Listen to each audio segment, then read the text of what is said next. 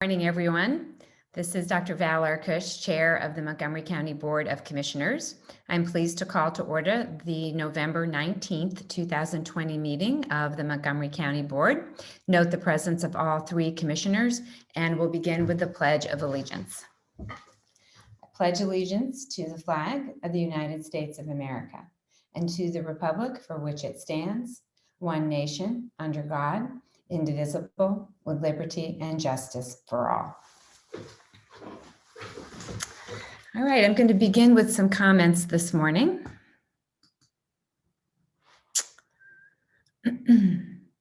The fall surge of COVID-19 remains an urgent and rapidly evolving situation in the county, our Commonwealth, and our nation. Here in the county, we are seeing both 7-day and 14-day running averages of new cases that exceed our highest numbers in the spring. Our positivity rate is now running 7.04%. Hospitalizations in Montgomery County hospitals were at 221 as of yesterday. 3 weeks ago, on October the 29th, 63 people were hospitalized. Our Commonwealth is on track to announce the highest number of new cases in one day later today. And sadly, our country has now passed 250,000 lives lost from COVID-19 since the pandemic reached the United States at the beginning of this year. Please follow all guidance, particularly about wearing a mask and avoiding social gatherings. The safest way to celebrate Thanksgiving this year is to do so with only the people in your household. We know that it is getting increasingly difficult to get a COVID-19 test scheduled here in the county. We are working to increase the capacity at our county testing sites in the very near future, and we will announce that as soon as we are able to do so. I also want to alert residents that due to the large volume of cases, the contact tracing team is prioritizing contact tracing in the following way. This prioritization is aligned with guidance from the Pennsylvania Department of Health. Contact tracing is prioritized for persons 18 years old and younger, persons 65 years old and older, and persons who are part of a community or household cluster. Also, if you were exposed at school, through a sports team, or at your workplace and you need to quarantine, your initial contact from the contact tracing team is now likely to be by email rather than by a phone call. If you believe you may have been exposed through one of those locations or a group activity, please check your email regularly. Currently, the contact tracing team has 62 members, and we are rapidly adding more. If you've not done so already, please download the free COVID Alert PA app onto your phone. This app will alert you if you've been exposed to someone with COVID-19 who also has the app. This allows you to quickly seek medical advice. The more people that have the app, the better it works. And finally, we do have reasons to be hopeful. As we continue to navigate this very challenging situation, we have received additional good news this week. It now appears that there will be at least 2 highly effective vaccines that will begin to be available in limited quantities by the first of the year. An additional treatment, a monoclonal antibody drug, has recently been approved because it is effective in reducing serious cases of COVID-19. And a week ago, the CDC confirmed the effectiveness of cloth masks to both prevent transmission of coronavirus from someone who is positive and reduce the likelihood of infecting a person who is negative if both individuals are wearing a multi-layer, non-vented cloth mask. Masks are particularly important for asymptomatic people who feel well and may not be aware of their infectiousness to others. The CDC now estimates that people who feel fine and have no symptoms at all account for more than 50% of transmissions of the coronavirus. So the end is in sight. If we work together, I know that we can suppress this virus. We did it in the spring and we can do it again. Please choose the path of making safe choices. Know that you are not the only person making sacrifices, and please show compassion and kindness to everyone in our community as we enter yet another holiday season, unable to celebrate the way that we would like to. If we stand united in this fight, we will beat this virus. Now, I also want to offer some congratulations to David Zellers, who is the director of our Montgomery County Commerce Department. Dave has been a critical member of our county team during the past several months in helping businesses and organizations survive the financial hardship and devastation that has been wrought by COVID-19. And we knew this within the county, but now he has received recognition from outside of the county by two different groups. And let me tell you a little bit about that. So first, on November the 12th, Dave has received the inaugural Partnership Award from the Chamber of Commerce of Greater Montgomery County for his leadership and support of the business community and the Commerce Department's partners since the early impacts of the COVID-19 pandemic in Montgomery County. In making this award, the Chamber noted that Dave has been instrumental in implementing the PPE kit distribution program for small businesses through the Alliance of Montgomery County Chambers of Commerce. More than 2,000 kits have been distributed so far, and the program will continue as long as supplies last. Any small business interested in getting these no-cost kits should contact their local Chamber of Commerce, and you do not have to be a chamber member to receive the kits. In addition, Dave has led 4 rounds of the Monco Strong Small Business and Nonprofit Grant Funding initiatives to help businesses and nonprofits stay afloat during COVID-19. Secondly, each year, the Pennsylvania Economic Development Association, or PEDA, selects an individual or organization to receive its Economic Development Marketing Innovation Award. The award recognizes unique and trend-setting use of economic development tools and concepts, including creativity and branding effectiveness, targeted messaging, presentation of information, and data quality. On November 5th, Dave was given PEDA's award for Monco Forward, a web-based enhancement tool for those seeking to start or grow a business in Montgomery County. It gives users valuable data about Monco's business climate, industry trends, customer demographics, competition, and transportation data. More information about the program can be found at www.moncopa.org/commerce. Dave, congratulations for this well-deserved recognition, and thank you for all the work that you do to serve our residents and business community, especially during these very, very difficult last several months. And then finally, I want to congratulate one more member of our county family, and that's our Recorder of Deeds, Jean Sorg.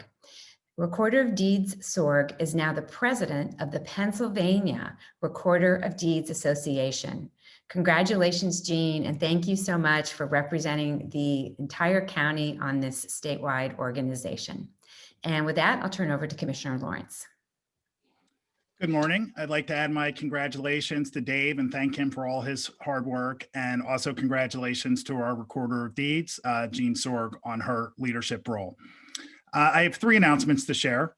Saturday, November 21st is National Adoption Day.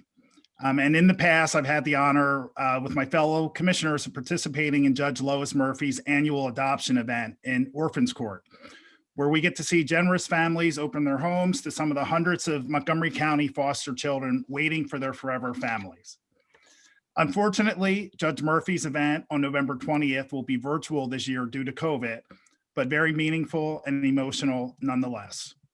So to the 4 families opening their hearts and homes to 5 beautiful children being adopted this week, thank you so much. Congratulations on your new families.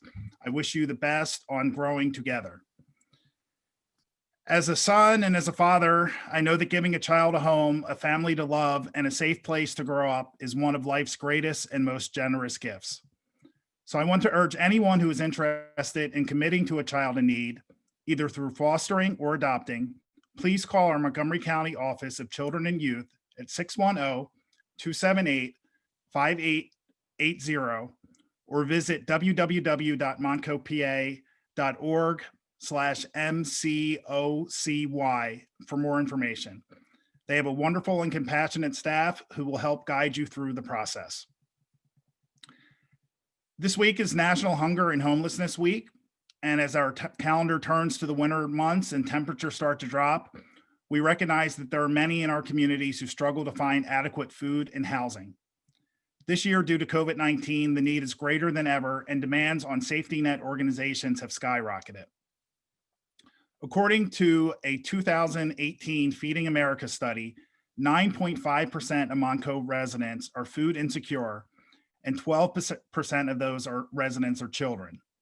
Over 51,000 residents are receiving benefits from the Supplemental Nutrition Program, SNAP. Due to COVID-19, we know that those numbers have grown this year.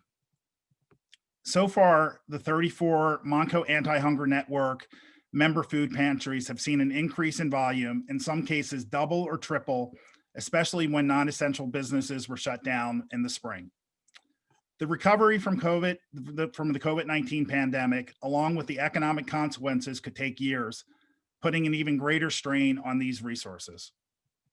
We need your help to help those vulnerable families, children, and individuals to make sure they have enough nutritious food to eat and protective shelter in the coming harsh weather months. Here's what you can do. You can make monetary donations towards food online or by check to the Montgomery County Anti-Hunger Network. They will use the money to purchase food for local pantries. Visit www.montcoantihunger.org for more information. We will also be collecting canned food donations in the lobby at 1 Montgomery Plaza as part of the annual Lieutenant Patty Simons Food Drive, which runs now through December 16th. Each year, this event has collected over 2 tons of food for those in need. You can also volunteer to provide meal deliveries and stock food pantries through RSVP by calling 610-834-1040. All food providers are practicing heightened hygiene practices, encouraging volunteers to stay at home when sick, and modifying routes to use fewer volunteers and providing frozen meals. Your Way Home, our anti-homelessness agency, has launched a Gift of Warmth campaign to make sure that no child under 5 years old, no pregnant women, and no medically fragile individuals ever sleep outside. They are in need of donations to provide blankets, coats, socks, medical supplies, and other basic needs for individuals experiencing homelessness in Montgomery County. Housing homeless individuals in shelters has been especially tough during COVID-19, so donations are also needed towards finding hotel accommodations so that shelters can maintain proper social distancing practices and isolate or quarantine residents as needed. You can visit www.yourwayhome.org/donate to find more information about these programs and to donate. Thank you. Commissioner Gale, do you have comments? Yes. Good morning, everyone. On behalf of thousands of local families, I would like to express my utter disappointment and total loss of confidence in Montgomery County Board of Health. Their recent unilateral decision forcing the county's public, private, and parochial schools to shut down in-person education for at least 2 weeks, a 2-week period, beginning on Monday, November 23rd, is outrageous, unacceptable, and the definition of government overreach. For months, I have stated openly and publicly that the cure for the coronavirus must not be worse than the disease itself. This is especially true concerning the mandatory closure of schools by a group of unelected bureaucrats who appear to be more interested in playing politics than looking out for the overall well-being of young people. According to the science, school-aged children have been and continue to be one of the populations least affected by COVID-19. Yet America's youth are suffering the most from draconian lockdown orders such as this. The purpose and value of a child's education goes far beyond the academic curriculum. School offers kids the integrated needs of supervised structure and a trusted environment in which to hone their social skills with peers. Everyday interactions with adults and fellow students are critical to the emotional and intellectual development of the next generation. The Board of Health's totalitarian ruling is unwise, reeks of partisanship, and is frankly tone deaf to the will of the people. Concerned parents want the schools they fund with their public tax dollars and private tuition payments to remain open. As Montgomery County Commissioner, I have personally been contacted by countless constituents across both the county and the greater Philadelphia region who demand in-person education.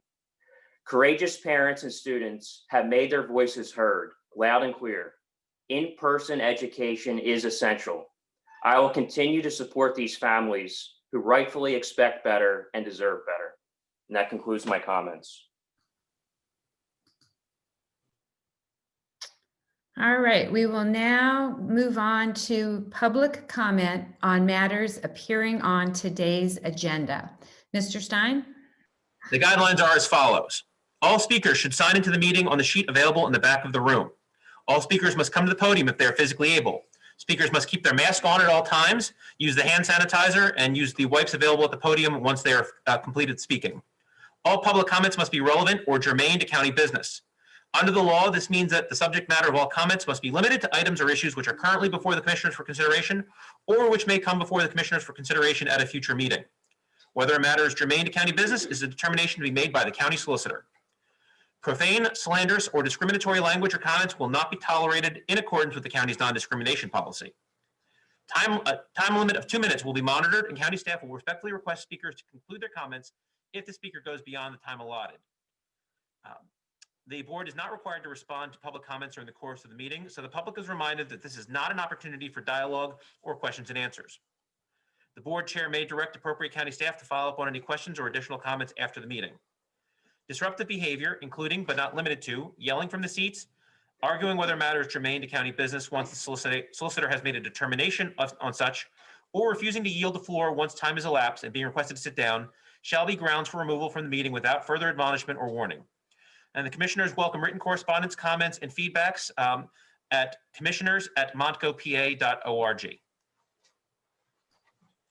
Thank you, Mr. Stein. Are there any individuals who would like to give public comment on matters appearing on today's agenda? Does not appear so. Okay, then we'll move on to general public comment. Are there any individuals who would like to give general public comment? Does not appear so. Okay, then we will move on to approval of the minutes. I will move to approve the October 29th, 2020 minutes of the Montgomery County Board of Commissioners meeting. Is there a second? I second. Second by Commissioner Lawrence. Any board comment? Hearing none, we'll move to a vote. Are there any negative votes? Hearing none, the minutes are approved. Now I want to welcome our friends from the Montgomery County Community College for a update on what is going on at the community college. And I note that the chair, Trustee Frank Custer, is with us, and also Dr. Vicky Bestecki Perez. I'll turn over to you. Thank you, Chair Arkoosh, Vice Chair Lawrence, and Commissioner Gale for the opportunity to share a brief update about Montgomery County Community College. I'm Vicky Bestecki Perez, the 6th president of Montgomery County Community College. And on behalf of our entire Montco family, including our Board of Trustees, faculty, staff, administrators, students, and more than 78,000 alumni in Montgomery County, the region, and throughout the globe, it's my honor and privilege to share with you a brief update on our activities from last academic year and what we're currently working on this year. Next slide, please. Last year was designated our year of belonging, where we had a keen focus on activities regarding a sense of belonging for our entire community of students, employees, and the greater communities that we serve. We wanted to ensure that our communities felt welcome, had a voice, and most importantly, that the voices were heard. We had the opportunity to solidify and consolidate our equity statement for student success, where our Board of Trustees approved the approach that all students will receive what they need through intentional design of our college experience. Next slide, please, Mike. We had the opportunity to celebrate our Montco family in a variety of venues, engaging our mascot Monty and having a high profile throughout the year of activities. We were blessed with the opportunity to receive a federal Title III grant for our Pottstown campus of $1.9 million to support our students through intrusive advising, pathways for STEM careers, and success into the workplace. We also had a lot of investment in our physical plant facilities with our South Hall renovation at our West Campus that began, a new green space initiative at Pottstown, as well as the renovation of our Science Center at our Central Campus in Bluebell. We launched a new 8th sports team, our first co-ed sports team of esports. E is electronic sports and gaming. That has been really an opportunity for all of our students to engage in an athletic program at all levels. And E is not only for electronic, but we look at it as everyone, an inclusive approach to our varsity sports athletics program. We also had the opportunity to accelerate and expand our student wellness resources during our presidential transition last year.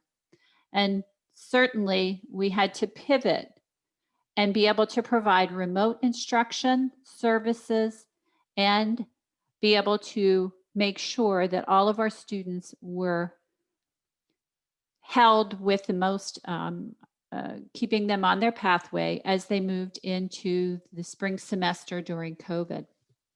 Next slide, please. Not only did we respond to the global pandemic, we had the opportunity to thrive operationally and begin looking strategically. We were proud to partner with the county in being a COVID-19 testing site with our partners at the American Red Cross, hosting blood drives, which we continue to do so this academic year at our Bluebell and our Pottstown campuses. Our students and community donated necessary PPE, food, and supplies to our community partners. We expanded our essential needs support services to our students, knowing that many of them are food insecure, have housing challenges, transportation challenges, Wi-Fi accessibility, and technology barriers, which were essential to have them supported to be successful in the classroom. We were part of the voter engagement activities countywide with the drop boxes at our Pottstown campus with the registration site, as well as being a polling location. We had the opportunity to reimagine how we operated as an institution. And Montgomery County Community College has a strong legacy in online learning, not only for courses, programs, but also services to help support students for their success. And we also really began to be the hub of our communities, and we are being stronger together as a college community. Next slide, please, Mike. We've received many accolades last year despite the COVID pandemic. We were designated and achieving the Dream Leader College of Distinction, which is the highest level of distinction in this national organization, for our work in closing achievement gaps for those underserved. We also received a Promising Places to Work through Diversity Magazine for the 5th consecutive year for our commitment to equity, diversity, and inclusion, not only to support our students, our communities, but also our diverse employees.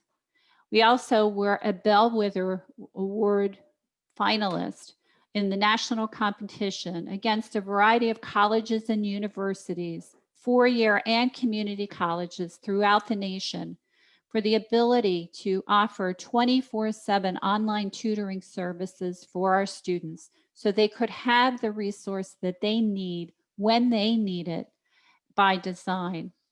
We also were designated one of the best online community colleges in 2020, as well as part of the inaugural Guard-Friendly School designation by the Commonwealth of Pennsylvania National Guard Association. And these are just a few of the accolades and highlights during last academic year. Next slide, please, Mike. I encourage the entire Montgomery County residents and community at large to take a look at our annual report. You can find it on our website at mc3.edu/president that provides an in-depth, comprehensive review about your investment. Every dollar invested in Montgomery County Community College has more than a $4 return on that investment by our communities. Also on the website, you can sign up for our monthly reports. I send out a monthly report about what's going on at the college, calendar reminders, ways to get involved, resources to be had. Next slide, please. This year is our year of learning. That seems like a natural fit of the year of learning for an institution of higher education, but it's also a recommitment of our entire college community and learning from our Board of Trustees, our faculty, our staff, our administrators, our alumni, and our community at large. We continue to aspire to be a leader in equity and social justice work and being a vital community resource and partner as we move forward in upward mobility and equity. We also continue to partner in economic recovery, providing programs that are relevant and directly related to not only current jobs that are available, but the future jobs for Montgomery County. This year, we've updated our campus name, so you'll be seeing a change throughout the year from West Campus to our Pottstown campus to have an affinity and location to where we are serving our county residents. Our central campus is now going to be our Bluebell campus, and our robust virtual campus or online learning platform will be noted as our online platform so that there is brand recognition for all that we serve. We're excited in 2021 to be celebrating 25 years of the college being in Pottstown.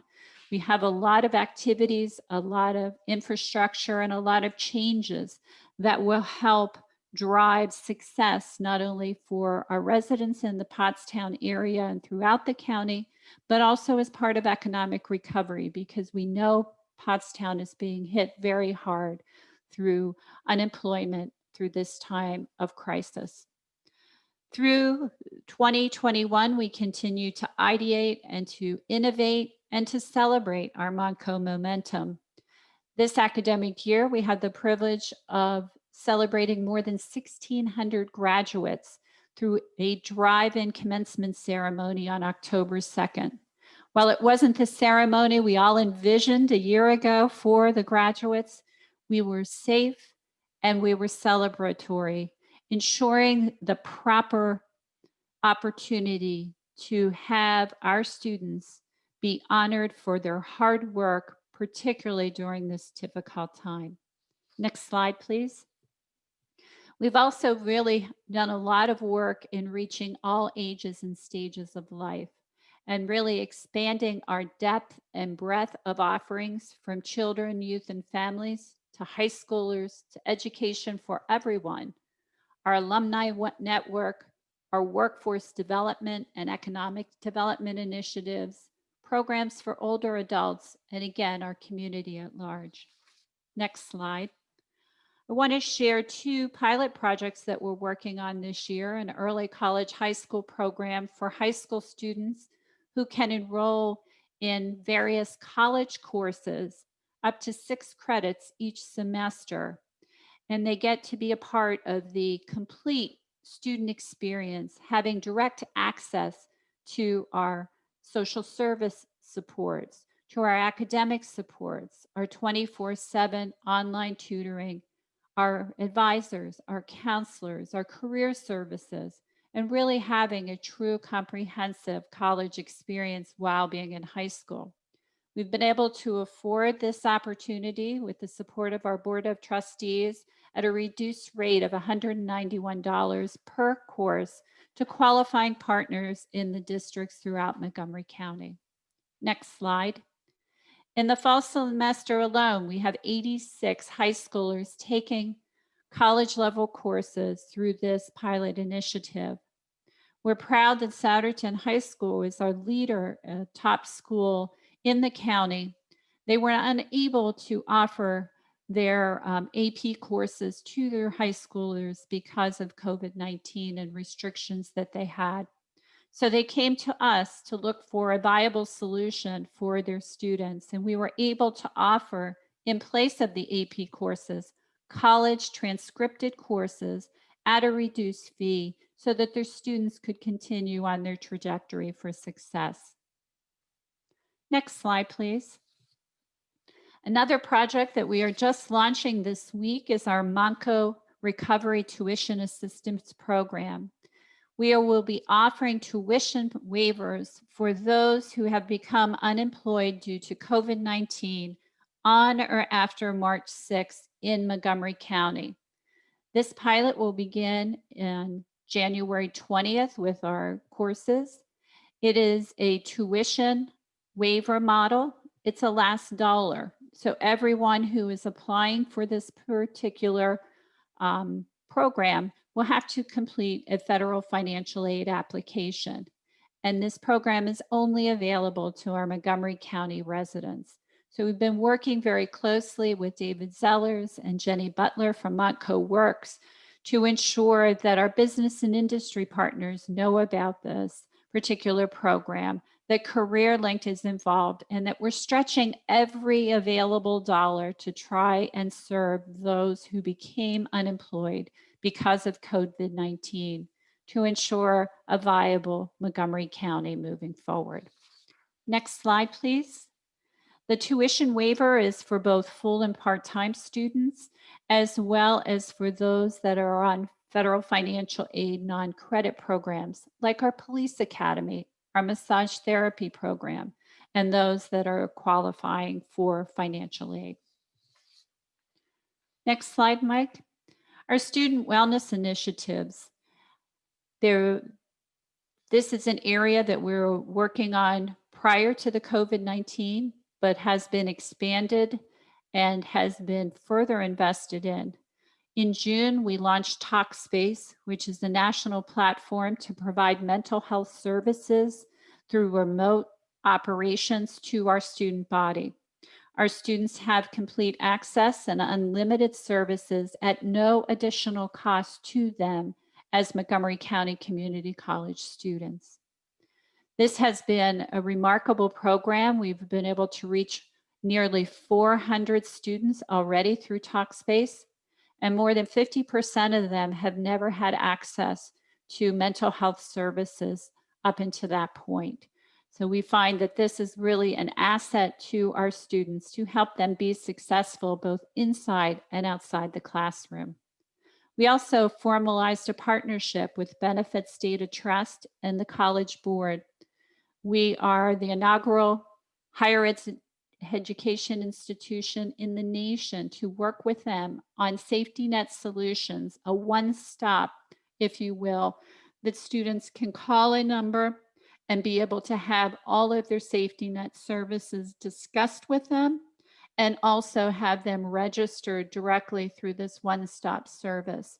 So we're very proud of the research and development that we're doing, not only for our own students, but also in the national landscape of higher education. Next slide. The investments that I mentioned in our Pottstown campus is very large and very broad. We are developing green space that will be used not only for activities and respite for our students and our communities, but also as live learning laboratory as part of the Manatawny Riverfront. We'll also be renovating our North Hall and using 50% of our public dollars and 50% self-funded to be able to provide a more collegiate experience for our students in Pottstown. And finally, I'm excited to share an update on our Challenger Learning Center. Next slide, please. Where we're continuing to vet the opportunity of bringing a space simulator center to our Pottstown campus. We are very close to finalizing that contract, and I look forward to making an announcement in the very near future about Montgomery County Community College being first in Pennsylvania to have such a space simulator to help with developing our STEM pipeline from K-12 to higher education to our business and industry to support the future jobs in Montgomery County. It's also an opportunity to inspire our learners, inspire our communities, and engage our communities differently, and to help with economic recovery. This investment also brings additional assets of classroom adventures and virtual missions that will be able to integrate with support from our Montgomery County Intermediate Unit and be able to provide off-site opportunities as onboarding ramps to our Challenger Learning Center. So stay tuned and you'll hear more about, hopefully, our launch soon.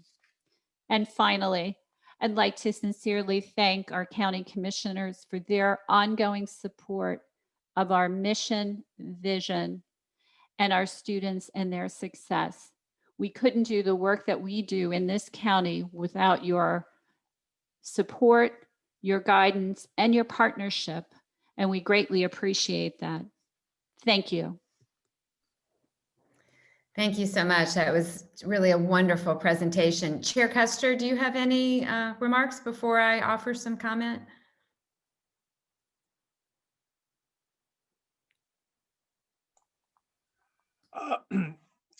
Thank you very much, Commissioner Arkoosh. Now, I don't have anything to add to what Vicki said. I just wanted to reiterate how much we enjoy the support of the county commissioners, and we are just working hard to make sure that we reciprocate and show results for this support you have shown us over the years.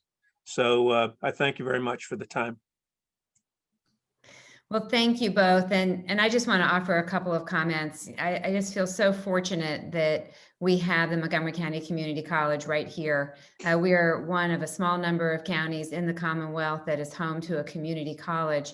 And I hope that everybody listening and watching really understands the importance of our investment in this institution and what it means for everyone who lives or works here in the county.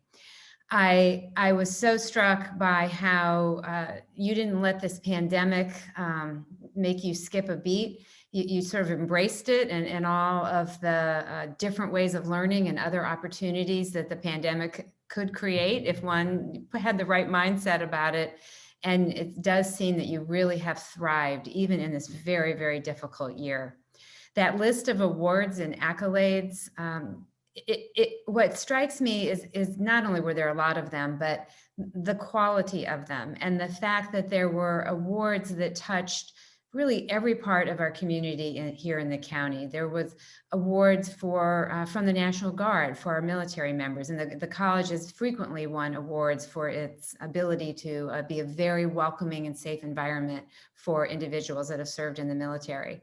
But there were also awards for diversity and awards for your learning platforms. So congratulations on all of that.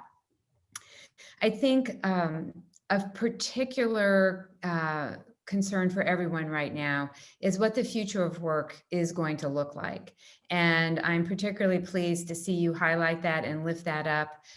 We all know that there probably will be some jobs that don't come back after this pandemic, or at least don't come back in the same way.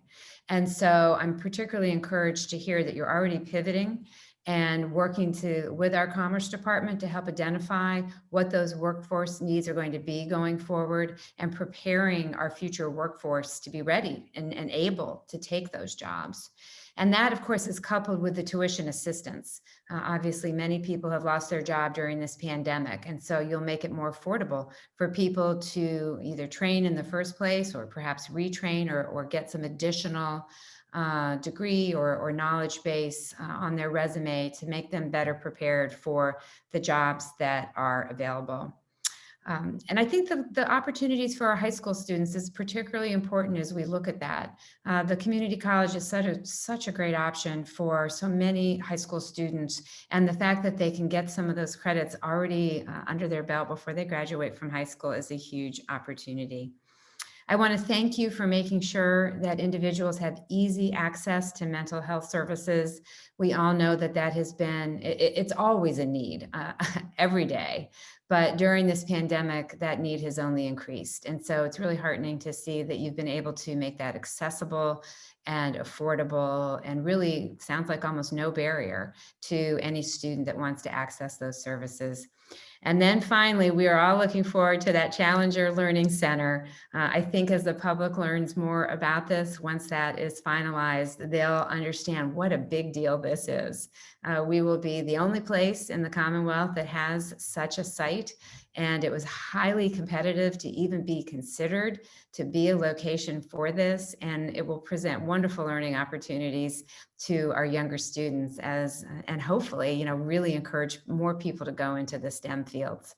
So thank you for this really great presentation. I remain an enthusiastic supporter of all the great work that you were doing, and be happy to see if any of my colleagues have additional comments. Thank you. I just have a few brief comments. Chairman Custer, thank you for your leadership of the board. I know you devote a lot of time and effort to that. So on behalf of myself and the commissioners, thank you for your personal investment in the college. And please thank the Board of Trustees as well for all that they do. Dr. Perez, my president, when did you formally become president? What was May 18th. May 18th. So this first year has not been the first year that I'm sure you planned it to be when it came, but I want to thank you for your leadership, stepping up both as interim president, then as president. You haven't missed a beat, and you've elevated the college. I particularly am thankful that the college is such a great part of our community, not just for the students, but for our entire community. What you all did during the election, and of course, being the site of our first testing center way back when, it feels like a long time ago. It wasn't that long ago. You all did not hesitate when asked. So we want to just thank you for that, and thank you for your continued leadership. I know that the Pottstown community is thrilled with the Pottstown campus, not the West Campus. They feel it really claims, and you've always been a part of the community up there, but I think putting the name on it, I think that is very smart. And what I'm particularly impressed with is how the college is focused on the whole student, as my colleague Val mentioned, both on mental health, but food insecurity as well, where we don't think about that. We're paying for those credits, during those things, working multiple jobs. So, I'm just grateful. I'm thrilled to see how the college continues to grow and thrive. I remain an advocate booster.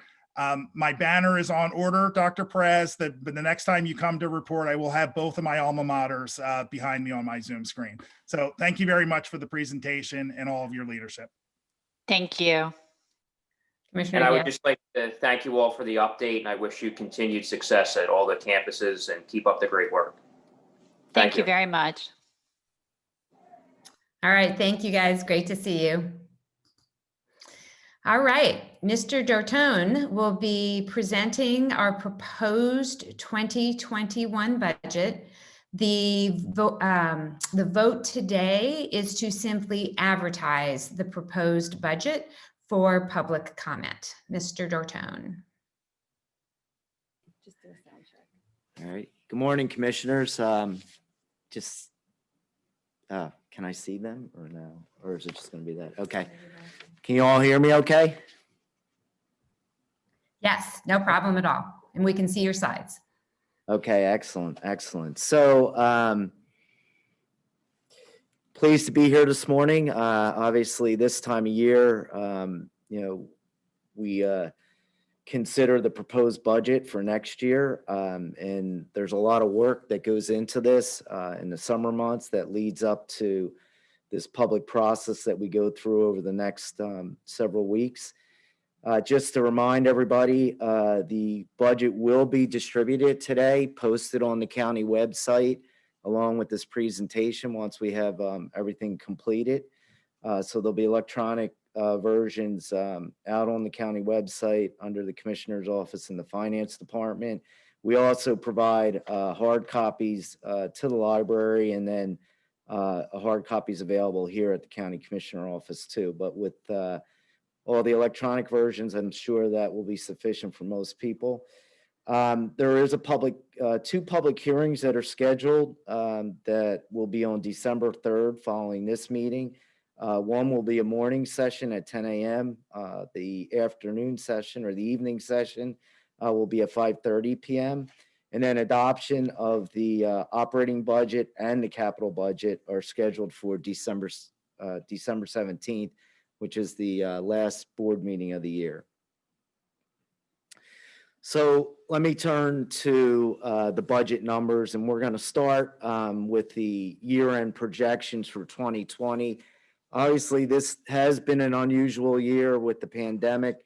Not only dealing, with the emergency situation, but dealing with the financial situation that comes with it. And I say that because, with what we've been through, between March and June and up to this point has changed, everybody's operations, the government, the private sector. So I say that because it's impacted us not only on the revenue side, but on the expense side too. We've incurred expenses that we wouldn't normally have to deal with the emergency.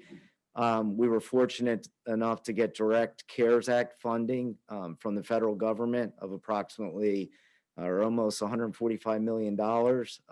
And, obviously there have been various programs that have been implemented that those funds have been used for, but there's also a large amount of operating expenses that the county's incurred to deal with the emergency up to this point, and will continue through the end of the year and into next year that will come back to the county as reimbursed expense. And I only note that because it is a part of our forecast and what we'll be talking about. So what you're looking at on this slide is the forecasted numbers that we've put together as of this fall. It takes into consideration some of the shortfalls that we have experienced in revenue due to the closing of our offices and the slowdown of our operations, at least between March and June, and then the slow escalation of things coming back up to this point. So our revenues have declined. Embedded in some of these numbers in the 2020 forecast are grant revenue numbers, which have an expense offset to them as well. But the one larger component of it that needs to be pointed out and is still ongoing and really won't be finally reconciled until year end is the CARES Act funding. As I had mentioned, our direct funding will provide reimbursed expenses to us that we have not transferred into our general fund at the moment, but we will be. There are some expenses that have been covered, routine county operational expenses that we use to manage the pandemic. Some of those have been directly covered by the CARES Act, but there will be a final reconciliation after the year ends since these funds have to be expended by December 30th. That will provide additional funds, a transfer into the general fund to reimburse us. So the numbers that you're looking at include an assumption that we'll receive $24 million of CARES Act reimbursement for qualified expenses in the general fund.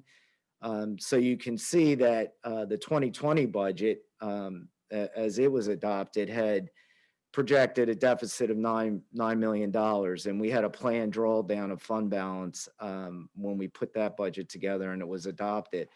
Obviously, that picture has changed. So the 2020 forecast, as you can see, when compared to the budget, the revenues are approximately 23.4 million higher. That's not all attributed to the 24 million I just spoke about of the CARES Act funding. It's a blend of things. Many of our revenues have declined, particularly in the area of fees and things like that, as to be expected. But net, it's roughly about 24 million higher than what the budget had anticipated based on this forecast. So, and we'll talk more about that. That is the forecast that we have in place right now.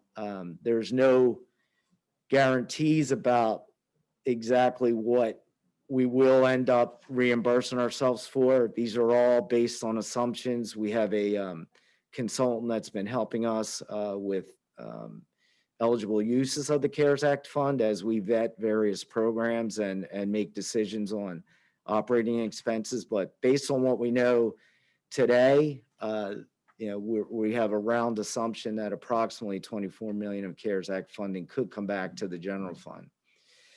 So turning to the proposed budget for 2021, and we're going to walk through a couple slides. This is the proposed budget without adding any new revenue enhancement to balance the budget. And as you can see, it's projecting a deficit of 17.1 million. Now, I should point out that embedded in these numbers are grant revenues that'll be one-time grant revenues in 2021 that are related to managing the pandemic. It's approximately $21 million in public health, and it also has an offsetting expense too. So you can see that when compared to the 2020 budget, revenues are up by 25 million. Well, about 21 million of that is related to that grant. Obviously, there's various ups and downs, across the account codes and departments, but the same thing on the expense side. So, if this was the budget without any new revenue enhancement, we would be projecting a deficit of about $17.1 million that, based on the forecast that we're putting forward, would draw fund balance down to 93.1 million. But remember, in the opening fund balance, you see that 110 million.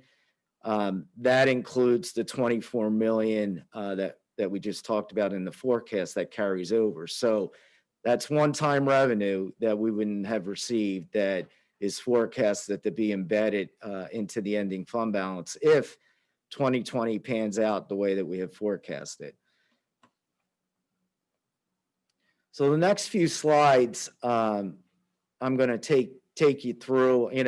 There's a lot of detail there, but I'm going to really turn to slide 7 because I think it presents better what we are recommending as a financial strategy to balance the budget in 2021. And it's inclusive of taking into consideration the forecast that we have proposed in this budget.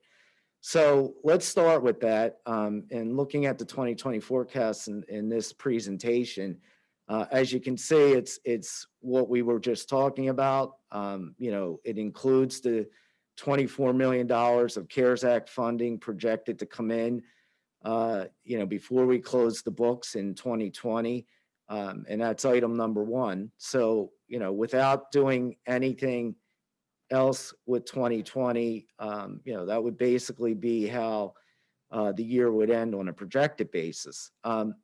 What number 2 outlines is part of the strategy, and this is consistent with what we have done in recent years. And what it's saying in number 2 is that if our forecast comes out as we project it, we're going to finish with better performance than we had anticipated. And a lot of it's related to the one-time revenue of CARES Act. And obviously a good use of one-time revenue is to put it towards, expenses that we know may be growing, or, that there's needs in the short term, or very near term. So in 2018, before we closed the financial books, the board had taken action to formally assign some of the ending fund balance, because in that year we had better performance than expected, towards future pension costs. And this budget balancing strategy takes into consideration the same type of thinking and recommendation, but takes it a little bit further. And what we have done here is carved out approximately 14.5 million that could be assigned for future pension and debt costs, right? And particularly those two areas, because there are areas that we know we have rising costs, and they are liabilities that we have incurred or will be incurring. Debt service, will go up if we approve a capital plan and there's more needs. We have to borrow to fund that plan, and later in the presentation we're going to talk about what the capital needs are. So this is a recommended amount of what we could bring forward into 2021 on the balance sheet as an assigned amount, if the board would go that direction and decide that they wanted to approve this particular amount based on the forecast. So then moving over to the 2021 budget, assuming expenses as they've been proposed, this includes number 3, adding new revenue to the numbers that we had just previously spoke about. So it includes new revenue enhancement in the real estate tax revenue line item that would provide approximately 10.5 million of new revenue in 2021. That's based on a 5% real estate tax millage rate, as has been proposed. And it also includes keeping the Montgomery County Community College dedicated rate flat at the same level that it has been since 2017. So if we add that new revenue that's shown in number 3, and that's primarily, here we're just comparing to the forecast, but it's roughly 10.5 million of estimated new real estate tax revenue. It would leave us with a deficit of approximately 6.7 million, as you can see next to number 4. So that would require a planned drawdown of fund balance, which, if all our numbers worked out the way that we have them projected right here, it would take fund balance, ending fund balance unassigned, down to $89 million, which would roughly be about 19.6% of the projected revenue base for 2021. That's within the county's fund balance policy goal range of 18 to 20%, and is consistent, although a little bit more on the lower side, but it's consistent, it's consistent with where we have been in recent years, which could be anywhere between, 19 and 22%. I would note that this level is still behind what the national medians are for AAA counties. And, this is information that comes from Moody's Investor Services. So typically the national medians for AAAs had been about 33%. That's been the fund balance policy of those government entities. Some that, are similar to us, counties and so forth. So that outlines the financial strategy, and that's what has been included in the proposed budget. So everything that we're going to talk about from here on is talking about, what the revenues look like with this strategy and what the expenditures would look like with this strategy.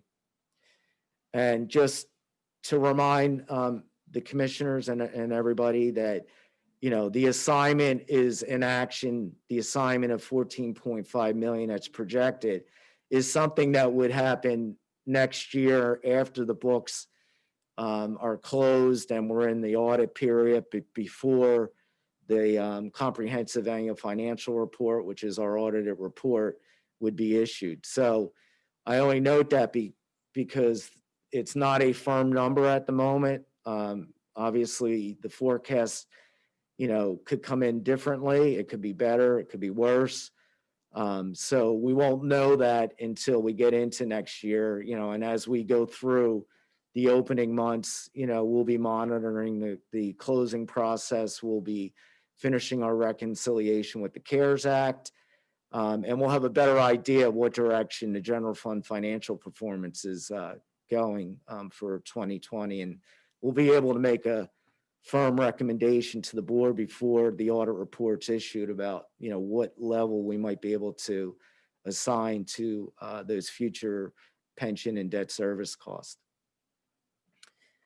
So turning to the proposed 2021 revenue budget, you can see, and this hasn't changed much, although I'll say that, the grant category has obviously gone up a bit because there are grant dollars that are new one-time grant dollars, the 21 million that we anticipate in public health next year to deal with the pandemic. That's slotted in this budget. Obviously, it has a offset to it on the expense side, but high level, still real estate taxes make up approximately 50% of the general fund budget. And our natural growth has been anywhere between 0.5% and 0.75% in the assessment base, which, can provide, $1 million to $2 million of net new revenue to the general fund.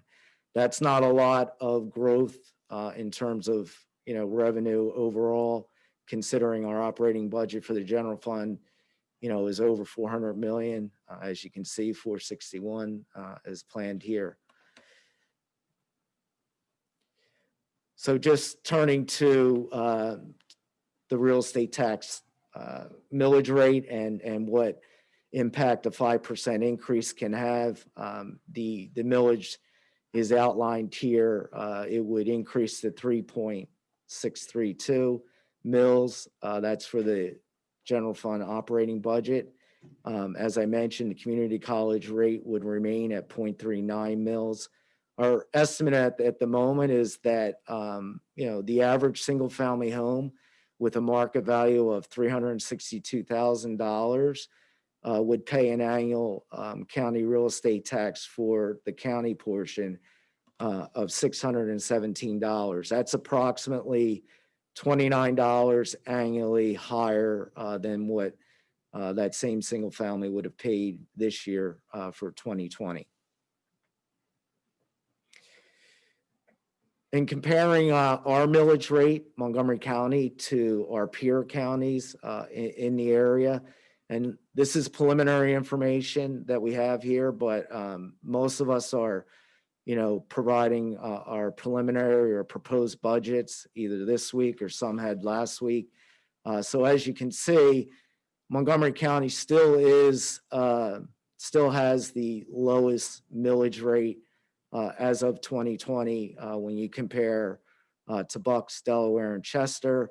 Based on what we know about the budget proposals for those counties in 2021, Bucks County is currently proposing a 4.1% real estate tax increase, and Chester a 4.2%. So if those were adopted, and still comparing what we had proposed for our millage rate, Montgomery County would still be the lowest of the four. Delaware County has not presented their budget as of this morning, so I'm assuming they may be presenting today or next week. And we'll provide updates on that information as it becomes available. So real estate's an important aspect of our budget, and we continue to monitor, what's going on in the market and how our assessment is growing. And our base has been growing consistently. And you can see, I think the last update I had provided, on a quarterly basis we were ahead versus where we were, at the same time last year. But right now, as of October 31st, and this is a good time to really measure or compare ourselves to last year, because assessment appeals are getting finalized or have been completed, but there'll still be final adjustments by the end of the year. But you can see the assessment base has grown almost 0.75%, pretty comparable to this time last year. So I expect that we're going to be in that range by year end, and this budget includes that assumption, and that's the natural growth I was talking about earlier. So in the real estate tax revenue base, we have the natural growth built in there into that, in addition to the new millage rate that we just discussed. Turning to the housing data, home sales, and we get this information monthly from Berkshire Hathaway Home Services. You can see the first column, the total number of properties sold when compared to the 10-month period of last year. It's down by 7.6%. But we all know that right now there's a big demand for real estate. Inventories are down. You can see average days on the market, are down. So I think, what has happened, when you compare the numbers, during the period that we had to stay at home orders, there wasn't any real estate activity going on. So it's just catching up. So really, considering everything that we've been through, that's not really all that bad, down, just around 8% on a total basis. And we'll see how it catches up between now and the end of the year.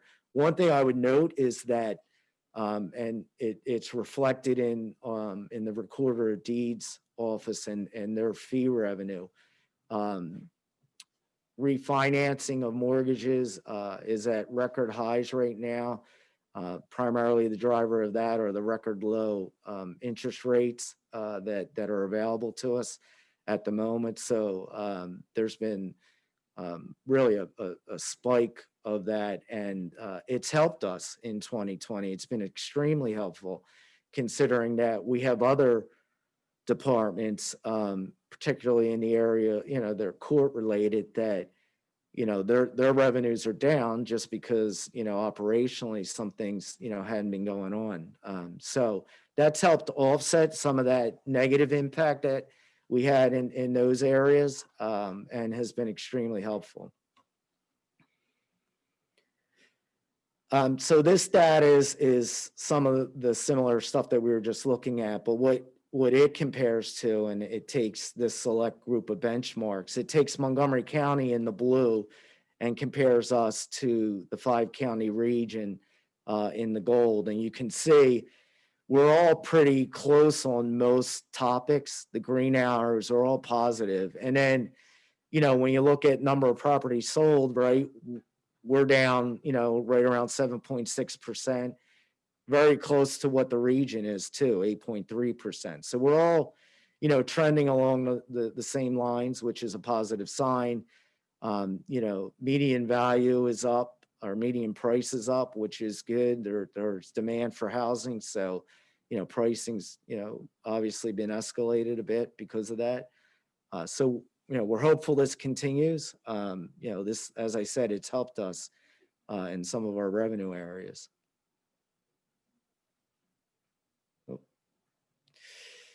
So just to highlight some of the major revenue trends, and as I said, this comparison is budget to budget based on the financial strategy that I just outlined previously.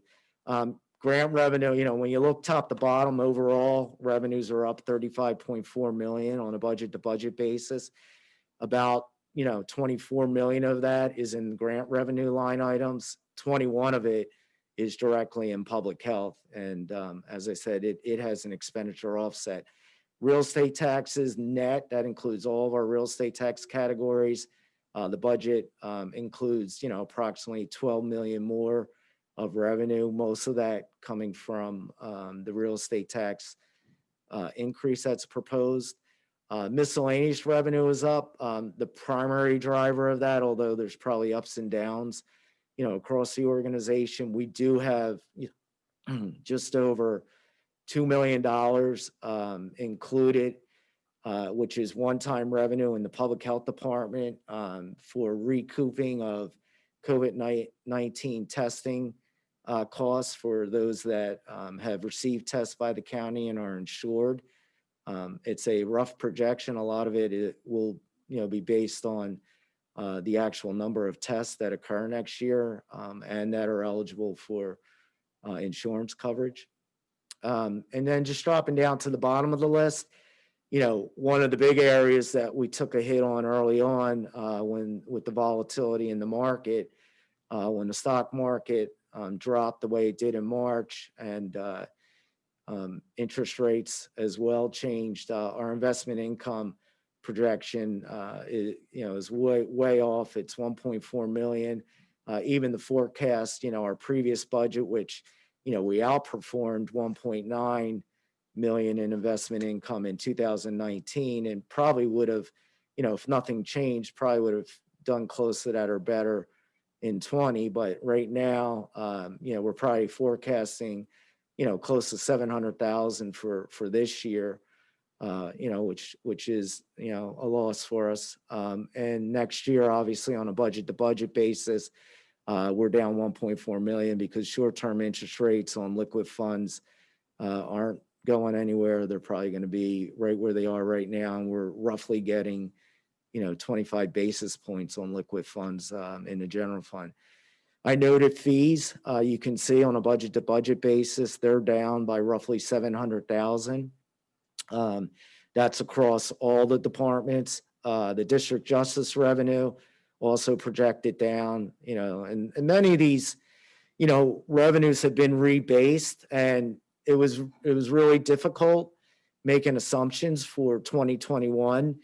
When we were doing our budget planning in the summer and speaking to the departments, at that time, it was a little bit different than it is now. At that time, things were stable, and, we knew that there was the potential that, COVID-19, could surge again, and that's happening. So I would say that our assumptions, for the 2021 budget took into consideration that things would stay, fairly stable. But I note that because if there is a change in how we operate and it relates to, COVID-19 surging, these numbers could be, a little bit worse than what we're projecting. So there's volatility in the numbers, and we just need to realize that, and we have to plan accordingly, monitor closely as we go into the new year, just to see what's, happening at least, up through the first quarter, and then reevaluate once we do know that. Turning to the expenditure side, so expenses are projected at approximately 461 million.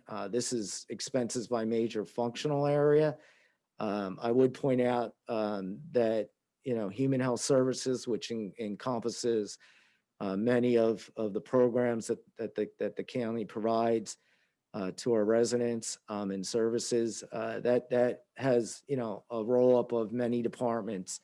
And that's obviously a large part of the overall general fund budget. And then, on the lower side, but an important point, our debt service, which is about 10.7% of the overall budget, is at a good level. And that's been noted, by Moody's as, we go through our ratings presentations with them, and we'll be doing that in January. That's been an area that we've been able to manage and stay below the benchmark.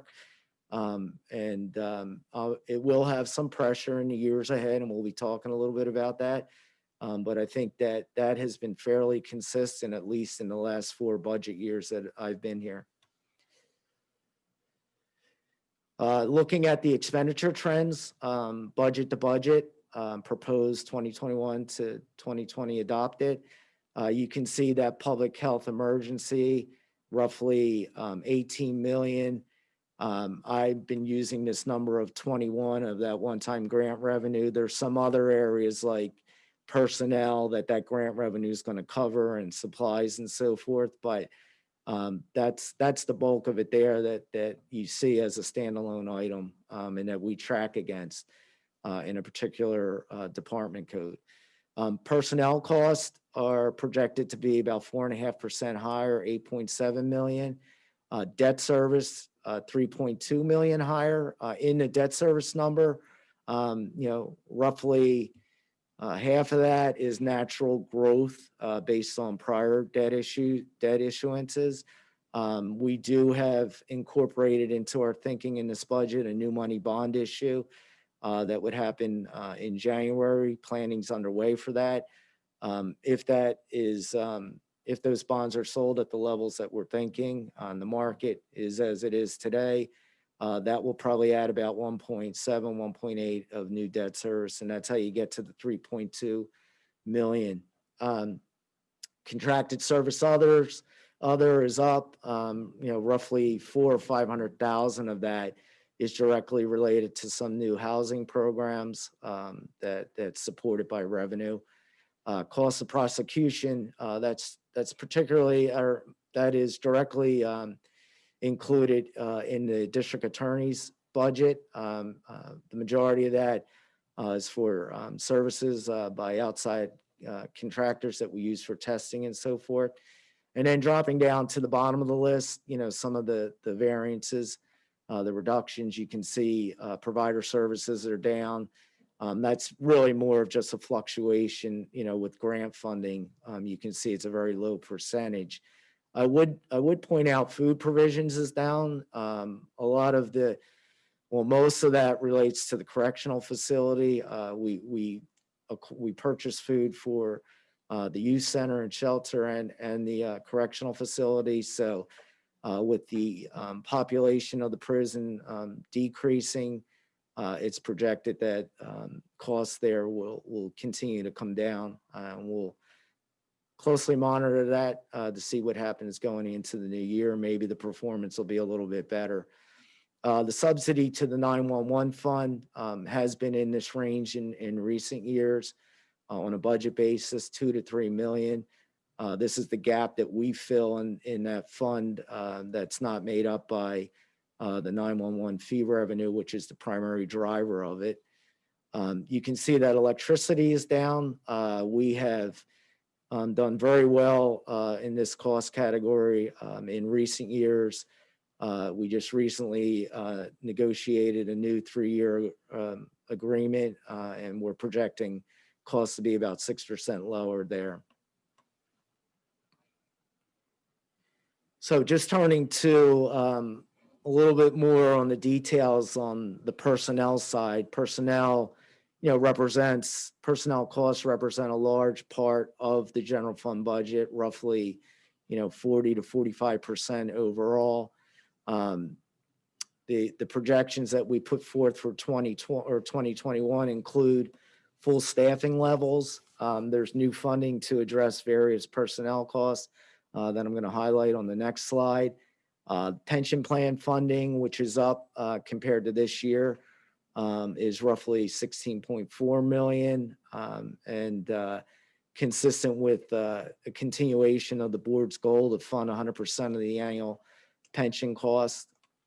Our employee healthcare costs have been stable in recent years and will be again in 2021 based on our projections from our consultants. So the numbers there are fairly flat.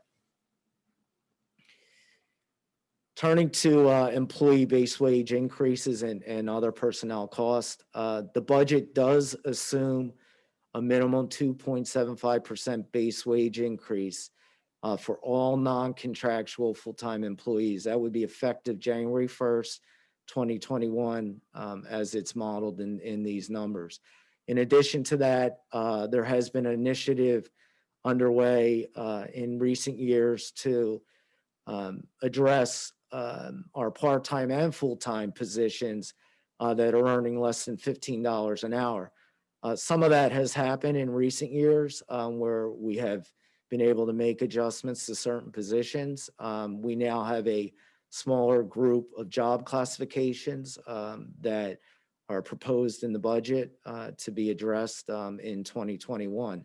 So there's funding in here for that. There's funding in here to continue aligning our departmental work schedules closer to 37.5 hours a week versus 33.75 that we still have a large amount of employees that are on that type of schedule. In recent years, we have been moving various departments to a more consistent schedule so that the organization is operating as a whole closer to a 37.5 hour a week work schedule.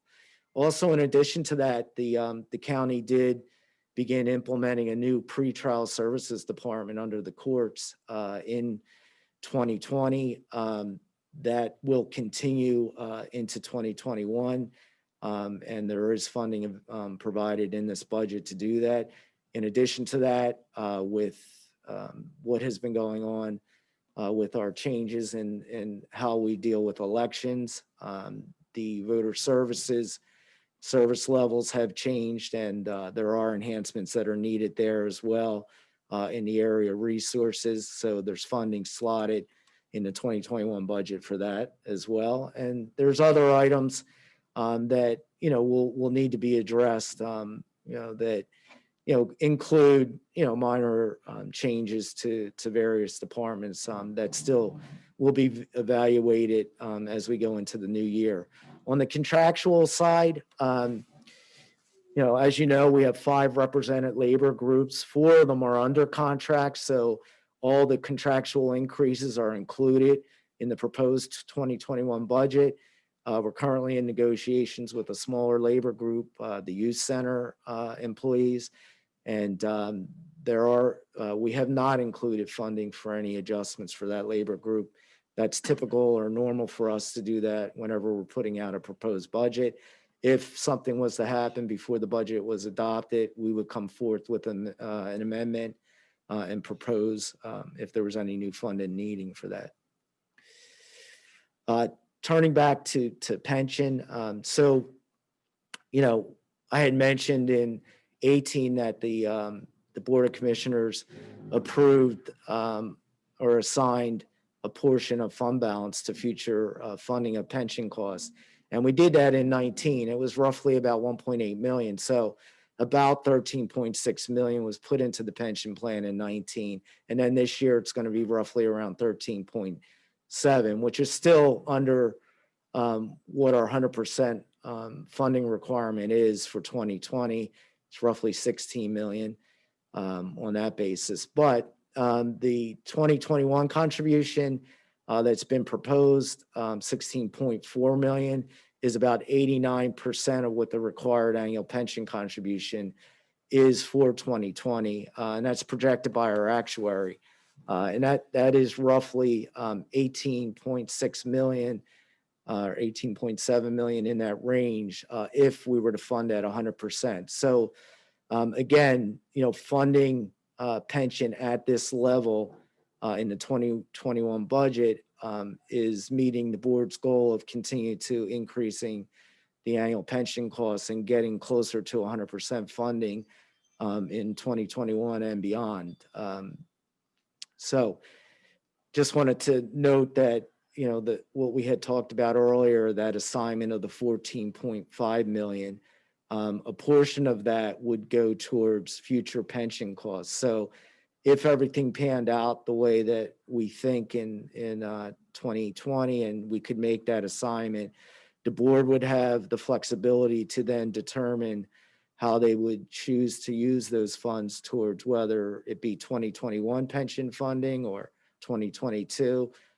There's enough flexibility in that that the money would be preserved on the balance sheet so that you can make decisions like that in the future.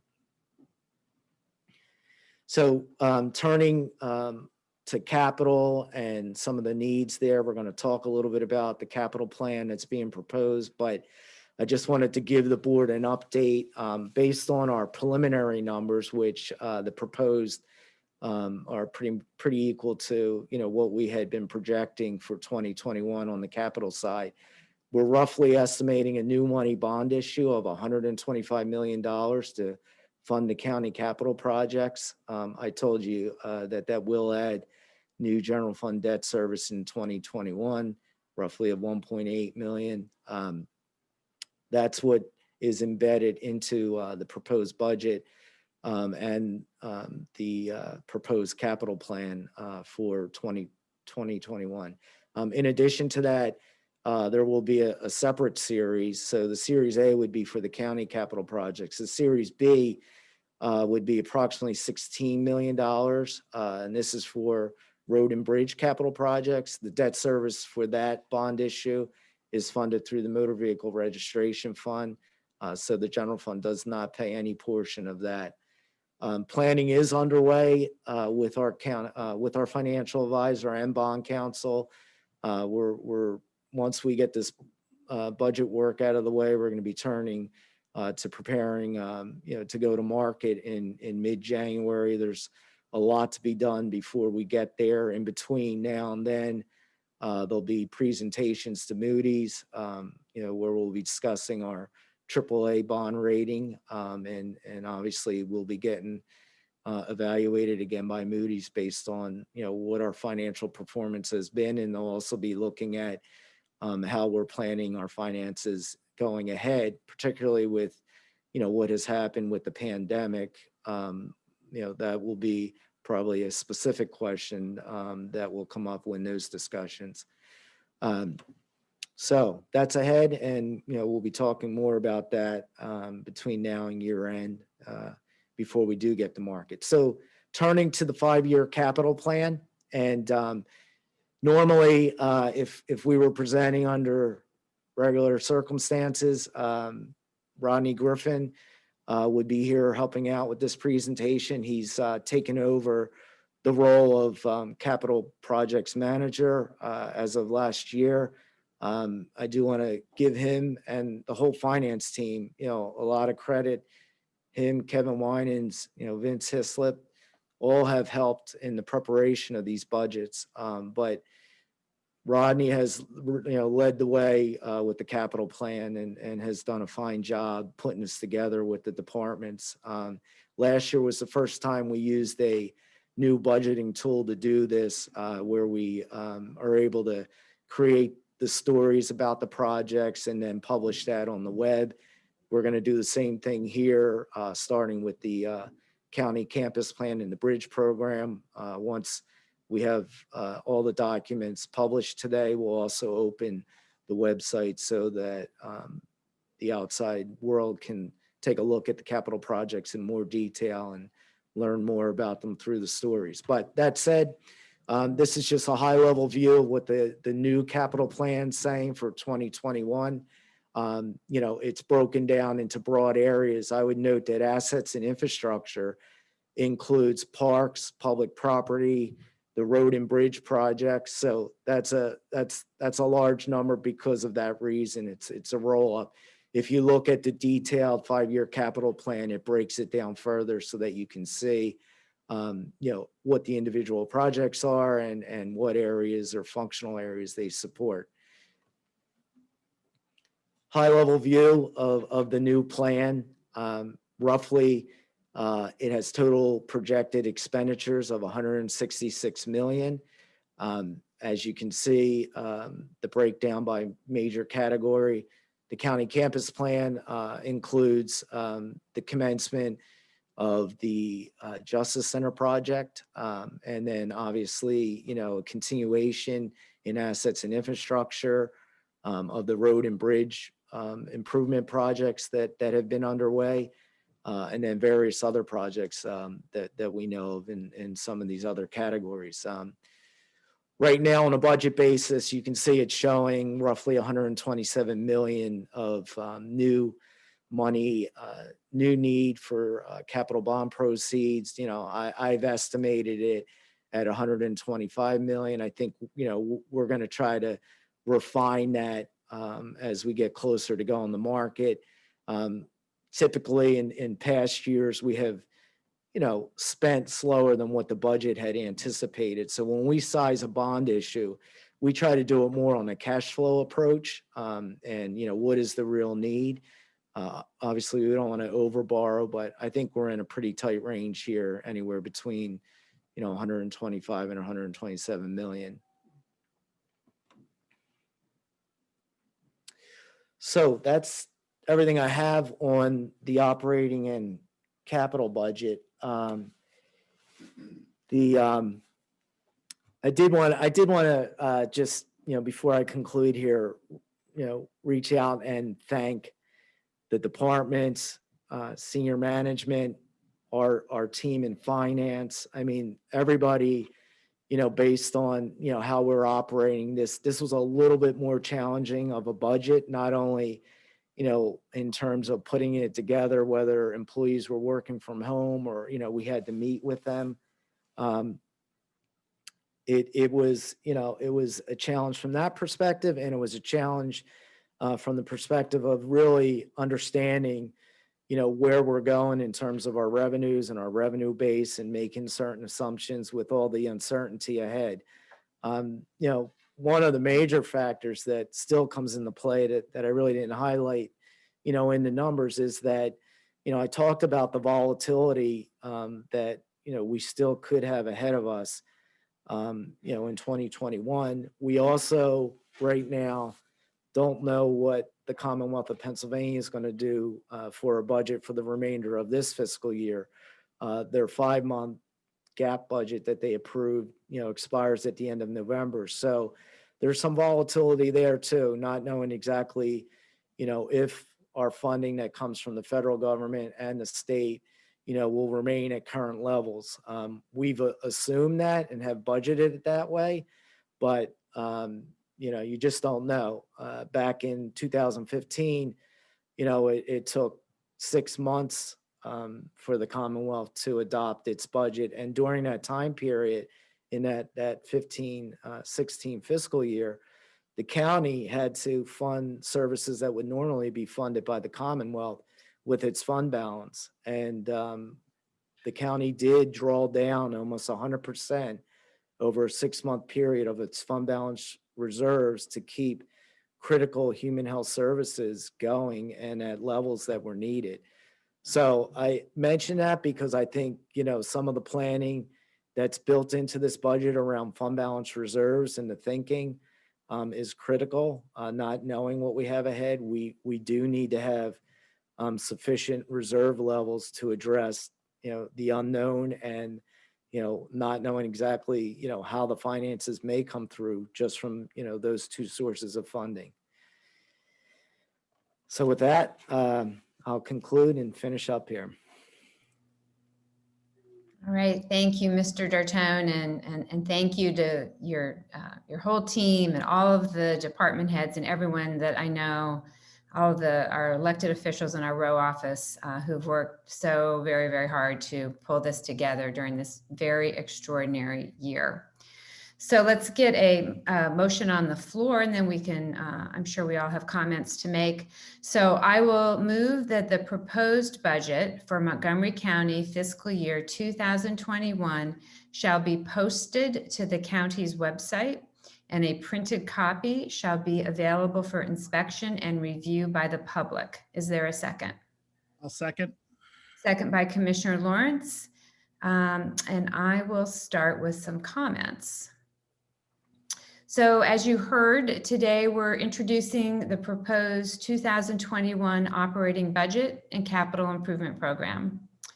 This budget is being proposed during a time of significant financial uncertainty facing Montgomery County and many of our residents.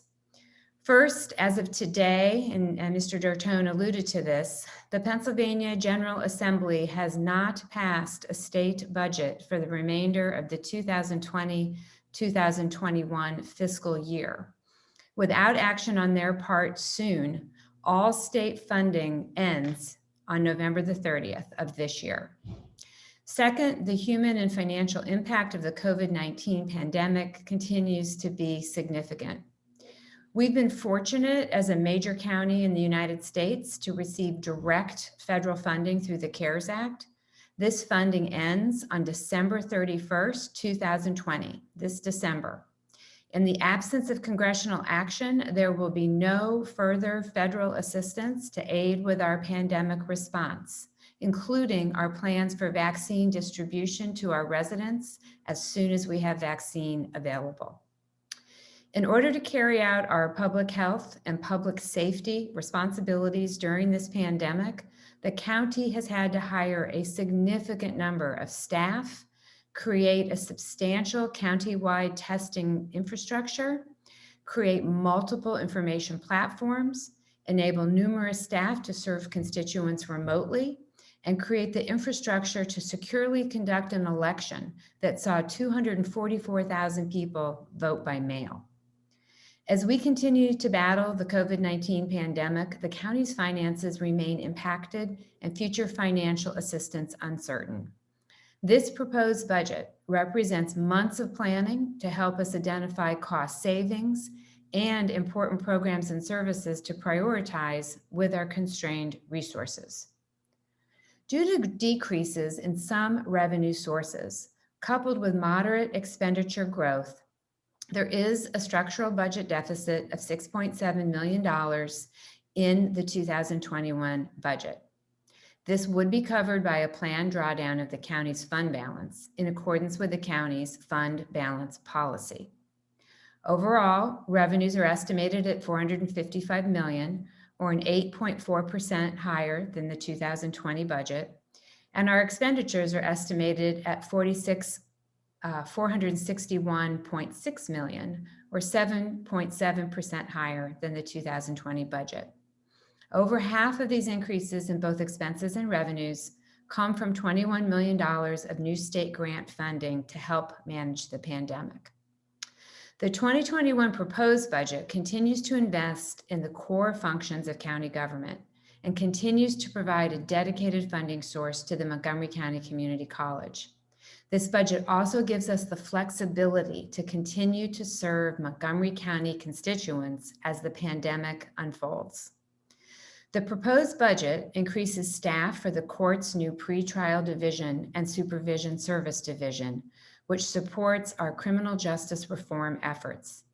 It also upholds the commitment we made in 2019 to continue funding this important work. This proposed budget also boosts the permanent staff in our voter services office to support increased service levels.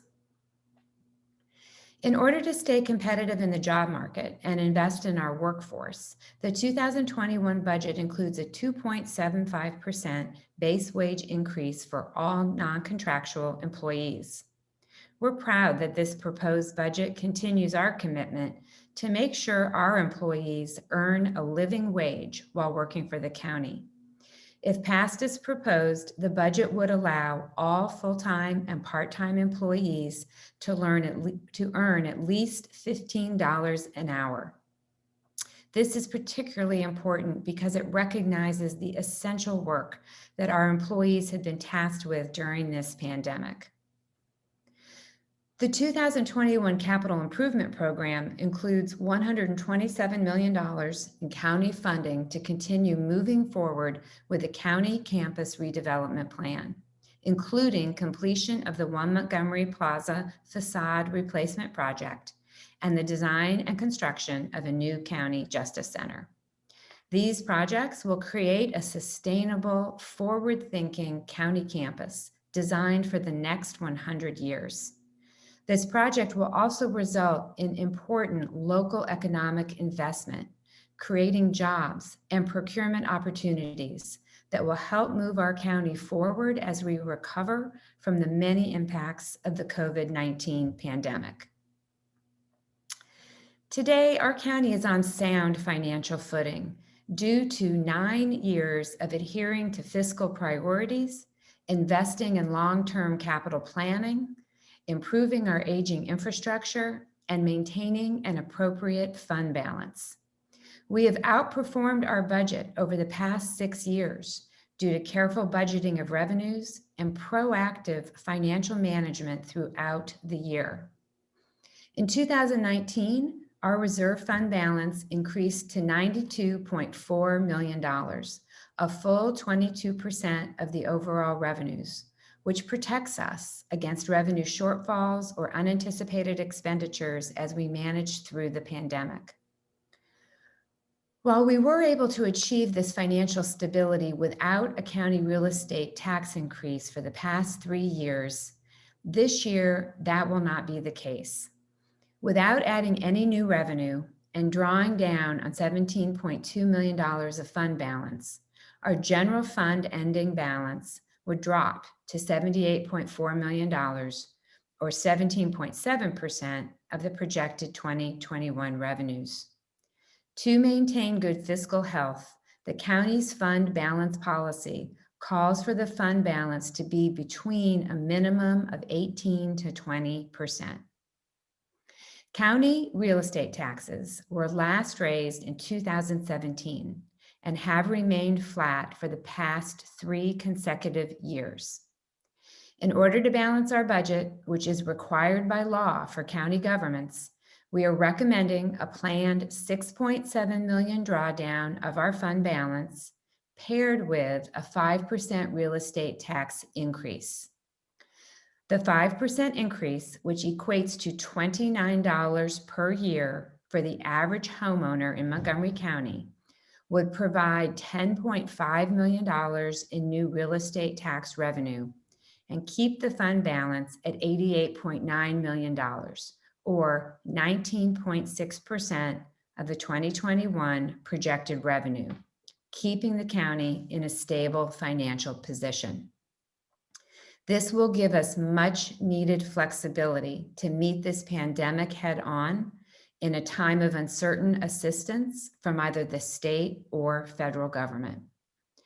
I want to emphasize that this 5% increase is on the county portion of property tax only, not the taxes levied by your local school board or municipality. Again, for the average homeowner, this increase represents $29 per year. We know this is not welcome news during a time when many people have lost their jobs or are struggling to make ends meet. However, we must plan for the equitable recovery of our community during this unprecedented circumstance where the state and federal governments have not committed to any additional funding to reimburse us for our incurred and future COVID-19 costs. Despite this year's challenges, Montgomery County is on sound financial footing. We continue to adhere to our fiscal priorities, invest in long-term capital planning, improve our aging infrastructure, and work to maintain an appropriate fund balance. As a result of this sound fiscal management, the county has earned a AAA bond rating from the Moody's Investors Services for the past 3 years. This budget continues our commitment to invest in our workforce, our infrastructure, and the delivery of services to our constituents. And I intend to vote in support of posting the proposed 2021 budget and capital improvement program. And now I'll turn over to Commissioner Lawrence. Thank you. This proposed budget is fiscally sound and continues investments in the core functions of county government. This proposed budget continues our investment in our pension fund and continues our plan to fix the county's aging infrastructure. Strengthening the county's pension fund has been a board priority, and $16.5 million of funding will be provided in 2021. As was noted, this is 89% of the annual required contribution, and that's so important for our retirees who we have made a compact with. We are also proud to maintain our support of our regional partners and the services they provide to our residents at 2020 funding levels.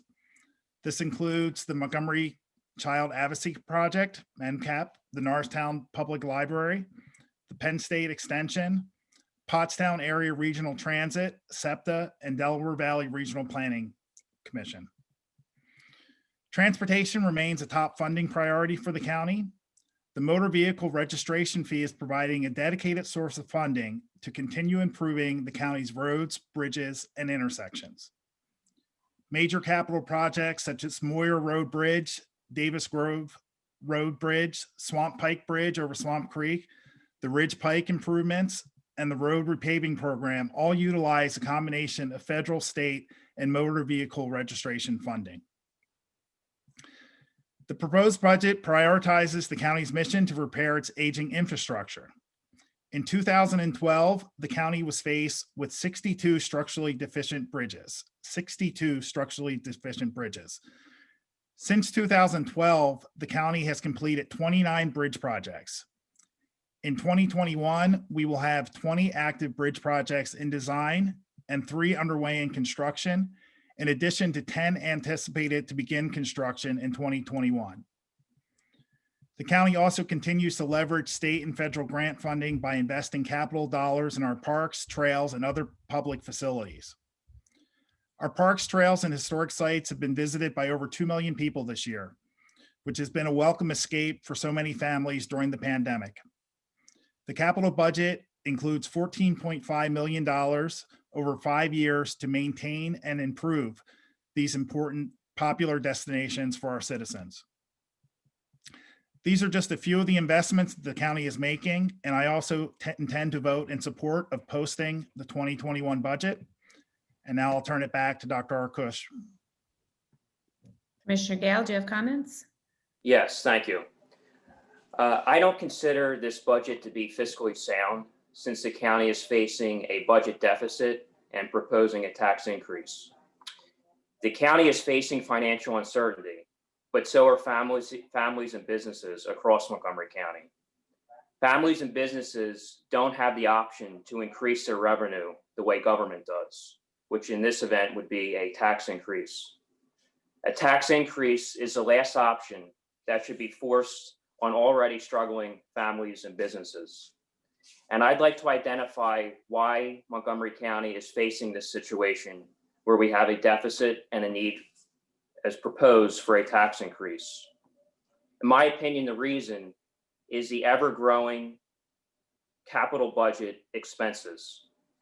As mentioned earlier during the presentation, the 5-year capital improvement program includes $800 million of total expense. And half of that is the county campus project, something I've been very critical of and have been warning my colleagues in the administration that this project is too expensive. And it also relates to the operating budget. Our capital expenses are directly related to our operating budget when we do new money borrowings and increase our debt service. So as mentioned in January, the plan is to have a new money borrowing of $125 million. The general fund debt service for 2021 will be $3.2 million, and $1.8 million of that is from the new borrowing that is expected to take place in January. The remainder is half from natural growth of what we're already borrowing. So we're spending too much on the capital side, which requires too much borrowing, and it's not a sustainable practice. And it's leading in the direction where we're facing deficits and needs for new revenue when the alternative should be to cut spending.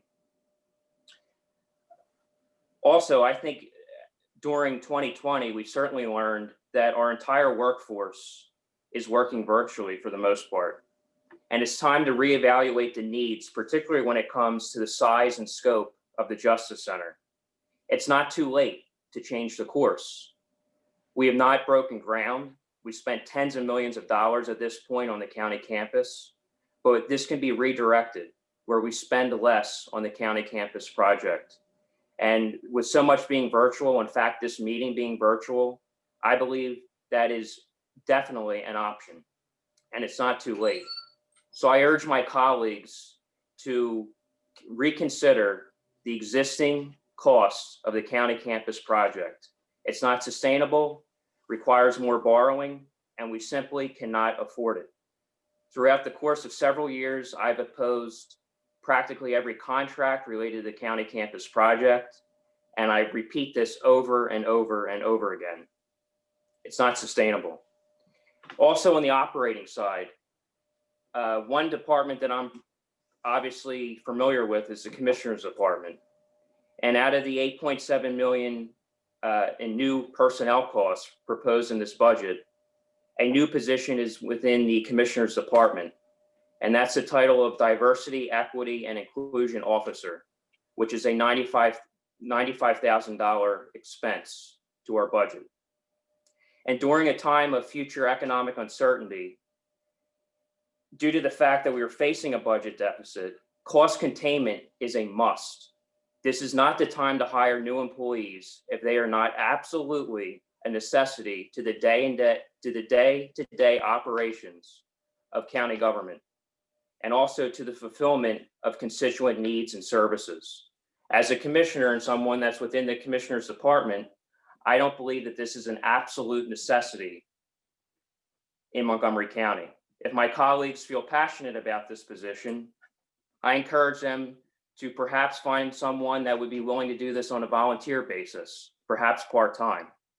But the commissioner's department should be leading by example, and adding a $95,000 new position that we know is not critical to the functioning of county government and delivering the services that we must to our constituents, we should reconsider this option as well. So I do not plan to support the budget as proposed. And I look forward to hearing from the public. I assume the public, which is very frustrated with the financial circumstances they face and their unemployment numbers and the struggles that businesses and families are facing every single day throughout the course of the year, that they won't be pleased with a tax increase either. It's not too late to redirect the growing costs of the capital projects, and I encourage my colleagues to re-examine that. I'd also like to point out overall how expense continues to grow year after year in Montgomery County. So if you look at the last 6 years, in 2015, the county operating budget was $371 million. This proposal, it's $461 million. Every year from 2015 to 2021, you see a consistent increase in spending. Now, the difference was in 2015, the Montgomery County Community College was part of the budget. There was funding allocated to the college from the county's operating budget. So to have a true apples to apples comparison between where we were 6 years ago to today, you would deduct the expense of the Montgomery County Community College, which in 2015 was $18 million. So that number would be $353 million to compare to where we are today, with excluding the community college, to $461. That's $108 million new dollars in expense in 6 years. That's a pace we cannot keep up with. It requires more borrowing, more debt service payments, and more tax increases. It's that simple. That's an alarming number. We went from $353 million 6 years ago to now $461 million. That's far from a sound fiscal budget. And I urge my colleagues to reconsider the rampant pace we keep throwing into the capital improvement program. And I'm willing to help them in any way to make sure that we curb the expense side on the capital improvement program and lead by example on the operating side. It's not the time to add new positions. They're not critical to the functions of county government and delivering the services we must deliver. So I will not support this proposal as is, and I urge my colleagues to reevaluate the needs of the future here in Montgomery County, particularly when it comes to the Justice Center. And I think the amount of virtual meetings that are taking place and the virtual workforce that we've seen throughout the course of 2020 speaks for itself. And there's no reason to spend nearly $500 million on the county campus in Norristown. That concludes my comments. All right, we'll now move to a vote. Again, this motion is to advertise the budget. Ms. Washington, I'd like a roll call vote, please.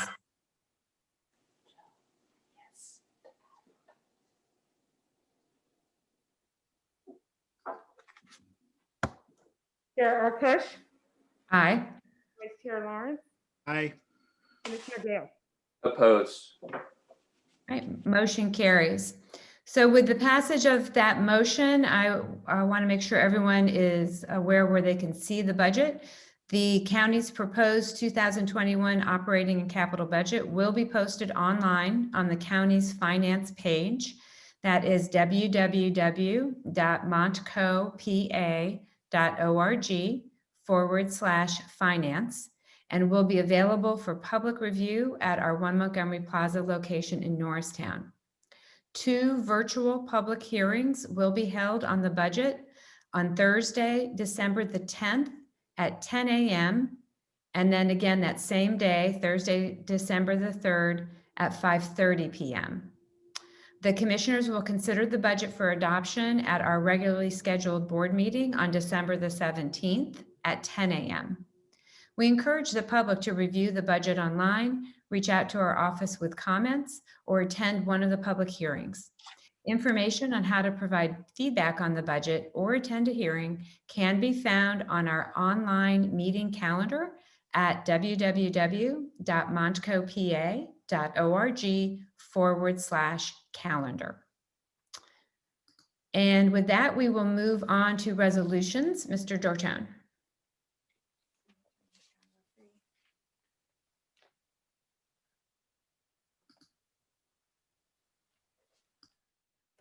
Thank you.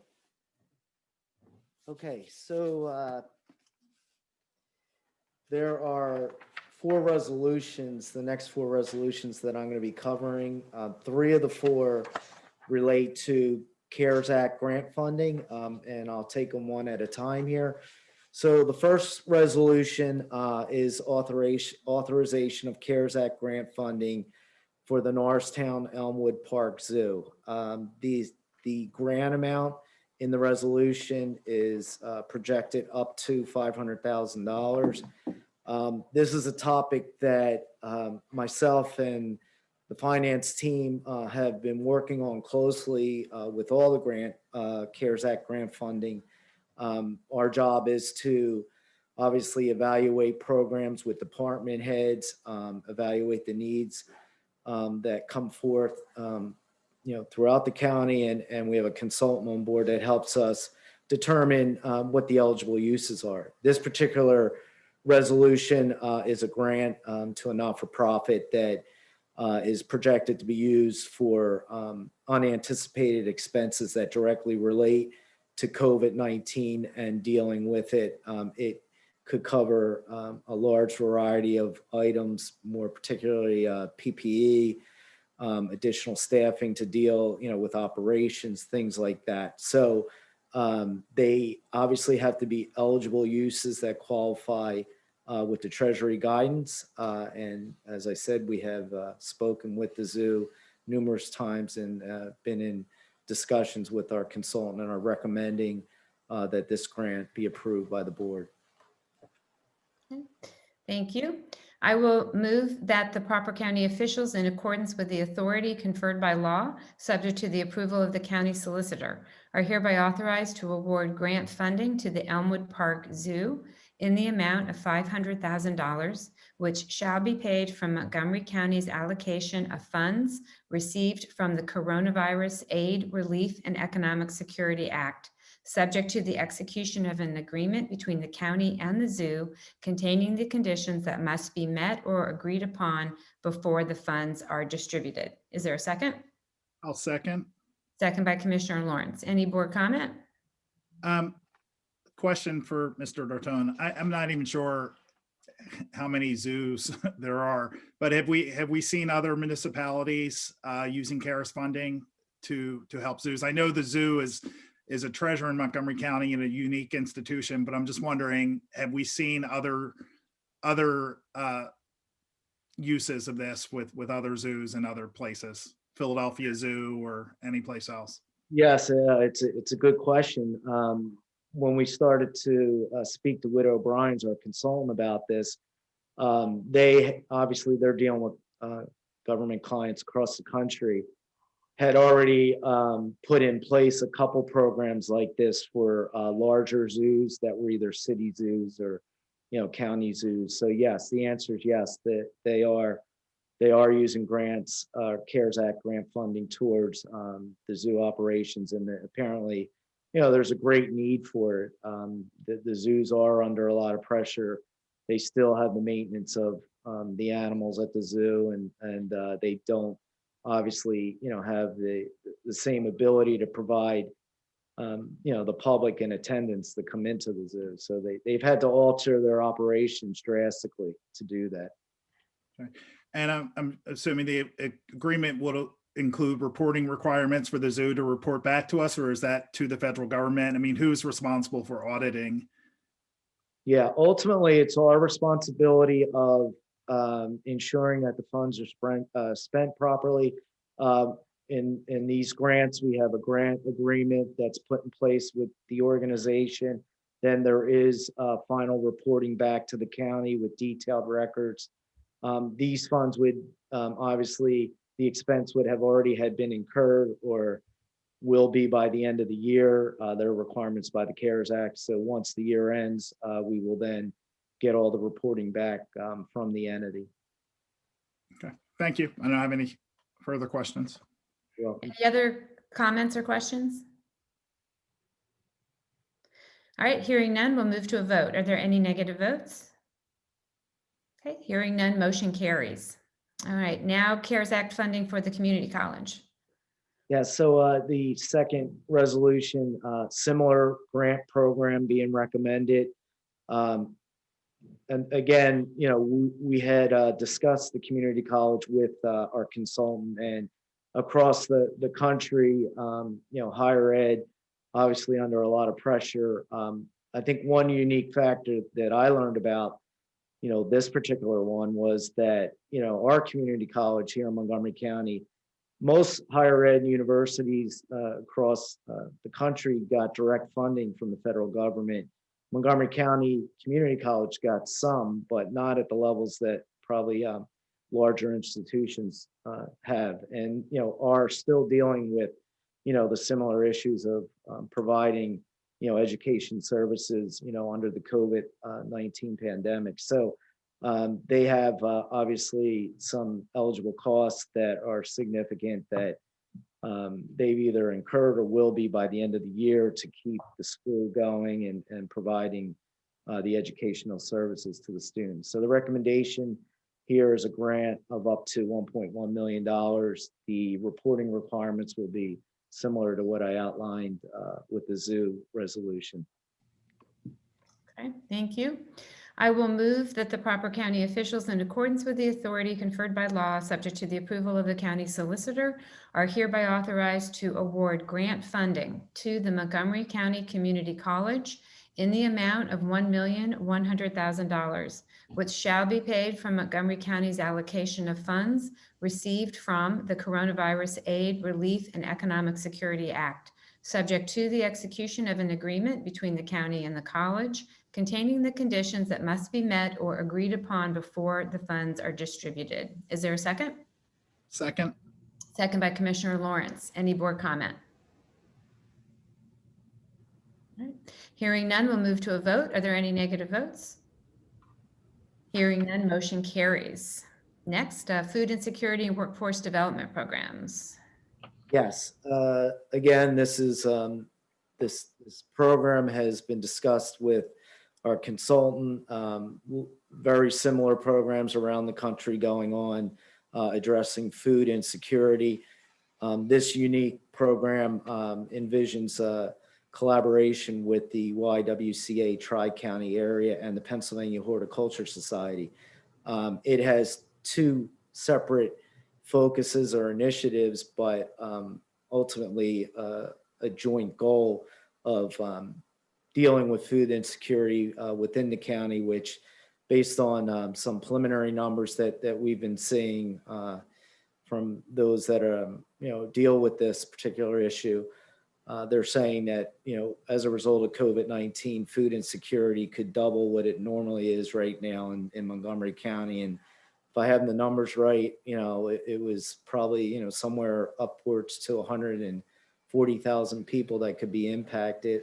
Some of those that may not have been food insecure, but are at the moment because they're out of a job relating to COVID-19 and so forth. So this is a program that would take the HSC kitchen, commercial kitchen, enhance it so that the kitchen could be used as a soup type of kitchen to actually, make food, get it out onto the streets. But in addition to that, it has a workforce component where there will be training and skill sets for those that could be unemployed now. The PHS, Pennsylvania Horticulture Society connection is utilizing the Norristown Farm Park as a green resource center where they've done this in the city of Philadelphia. There's a few of these centers and they've been very successful in not just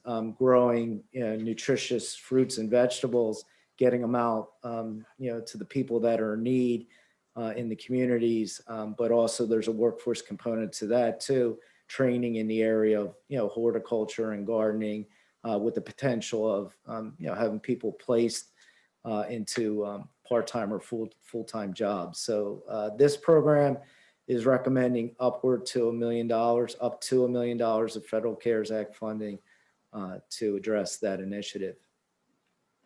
All right, thank you. I will move that the proper county officials, in accordance with the authority conferred by law, subject to the approval of the county solicitor, are hereby authorized to execute the necessary agreements with the YWCA Tri-County Area and the Pennsylvania Horticultural Society for the establishment of programs designed to combat food insecurity and bolster workforce development for Montgomery County residents impacted by the COVID-19 pandemic. Be it further resolved that the county hereby authorizes the transfer of up to $1 million in Federal CARES Act dollars in order to fund the above referenced programs. Is there a second? Second. Second by Commissioner Lawrence. I just want to say that I think this program is really compelling.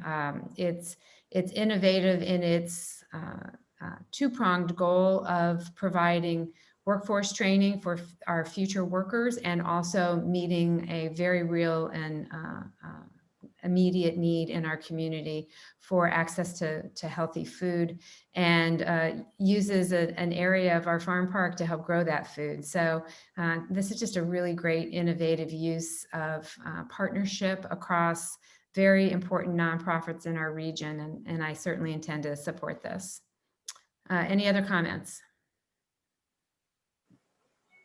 All right, hearing none, we'll move to a vote. Are there any negative votes?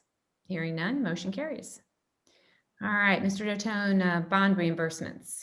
Yes, so the final resolution here, this relates to the planning for the new money bond issue, which is projected for mid-January. That's when we go to market. We usually close 30 days later, which means we would receive our new money bond proceeds somewhere around the second week of February. But up between now and then, we still have to fund the capital plan. The last time the county borrowed new money funds was in 2019. So we have pretty much, gotten down to the bottom of the barrel on those funds, and we still need to pay bills. So a typical tool that's put in place, and bond counsel helped us with this, along with the solicitor's office, is a bond reimbursement resolution, which will allow us, if needed, to borrow from the general fund reserves and then immediately pay those reserves back upon the closing of the new money bond issue. So I do anticipate there's going to be some funding needed, and when that happens, I will make sure that the commissioners know if we are going to be borrowing from the general fund. But as I said, that those funds will be replaced once we close on the bond issue. So it's recommended that we do this to provide the coverage of that gap between now and the new bond issue. Okay. I will move that the Board of Commissioners of Issuer County of Montgomery does resolve and declare its intent that the issuance of debt by the issuer be in an amount reasonably expected not to exceed $127 million in principal amount for the project. that the issuer be reimbursed from the proceeds of debt for expenditures paid for the project not more than 60 days prior to the date of this resolution. For expenditures pertaining to cost of issuance, for expenditures that do not exceed the lesser of $100,000 or 5% of the proceeds of the issue, or for expenditures that do not exceed 20% of the aggregate issue price of the bonds, which constitute preliminary expenditures within the meaning of applicable U.S. Treasury regulations. Be it further resolved that this resolution be determined to be a declaration of official intent under U.S. Treasury regulations promulgated under the Internal Revenue Code of 1986, and that the issuance of debt occur not later than 18 months after the latest of the date on which the earliest expenditure subject to applicable U.S. Treasury regulations is paid, the date on which the property is placed in service or abandoned, but in no event more than 3 years after the earliest expenditure is paid, or the date otherwise permitted by the code or Treasury regulations promulgated thereunder. This resolution shall take effect immediately upon adoption this 19th day of November 2020. Is there a second? Second. Second by Commissioner Lawrence. Any board comment? I have comment, Madam Chair. Sure, go ahead. I don't believe in spending money we don't have in anticipation of future bond offerings that will come in January. I don't believe in that practice and don't feel comfortable with it. So I would request a roll call vote. All right, any additional comment? All right, hearing none, Ms. Washington? Chair Arkoosh, Aye. Vice Chair Lawrence, Aye. Commissioner Gale. Oppose? All right, motion carries. Ms. O'Malley, advertisements of RFPs, please. Yes, an RFP on behalf of Assets and Infrastructure for protective barriers. The successful responder will furnish protective barriers along the Schuylkill River Trail in Norristown. The contract will be awarded to the highest rated provider. An RFP on behalf of Health and Human Services for a trauma-informed care consultant. The successful responder will provide consultant services for the Trauma-Informed System of Care initiative and will continue the expansion of trauma-informed knowledge and practices throughout various offices and county partners. Contract will be awarded to the highest rated provider. RFP on behalf of Information and Technology Solutions for voice and data cabling services. The successful responder will furnish all required labor, materials, and equipment necessary for the installation, testing, and maintenance of functional internal building networks and voice cabling at county facilities throughout Montgomery County. Contract will be awarded to the highest rated provider. RFP on behalf of the Montgomery County Transportation Authority for auditing services. The successful responder will provide auditing services for the Montgomery County Transportation Authority. Contract be awarded to the highest rated provider. RFP on behalf of Information and Technology Solutions for a county-wide document management system. The successful responder will provide a common platform for document management for use by all county departments. Contract be awarded to the highest rated provider. A bid on behalf of Assets and Infrastructure for construction services. The successful responder will provide construction services for Phase 1 of the Montgomery County Justice Center project. Phase 1 includes demolition and site preparation for the future construction phases. Contract be awarded to the highest rated responder.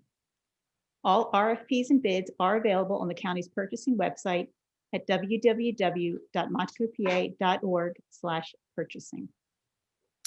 Thank you. I will move to approve the preceding request for the advertisement of RFPs and a bid as described by the Deputy Chief Operating Officer, Ms. Barbara O'Malley, and to authorize the proper county officials to execute the same, subject to the approval of the county solicitor. Is there a second? I will second. Second by Commissioner Lawrence. Any board comment? Yes, Madam Chair.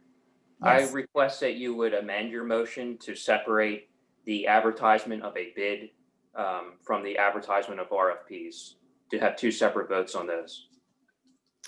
I'm willing to do that. So I will amend the motion to, or I will move to approve the preceding requests for the advertisement of RFPs as described by the Deputy Chief Operating Officer, Ms. Barbara O'Malley, and to authorize the proper county officials to execute the same, subject to the approval of the county solicitor. Is there a second? Second. Second by Commissioner Lawrence. Any board comment? All right, hearing none, we'll move to a vote. Are there any negative votes? Hearing none, motion carries. I will now move to approve the preceding request for the for a bid as described by the Deputy Chief Operating Officer, Ms. Barbara O'Malley, and to authorize the proper county officials to execute the same, subject to the approval of the county solicitor. Is there a second? Second. Second by Commissioner Lawrence. Any board comment? All right, hearing none. Yes, I have comment. Okay.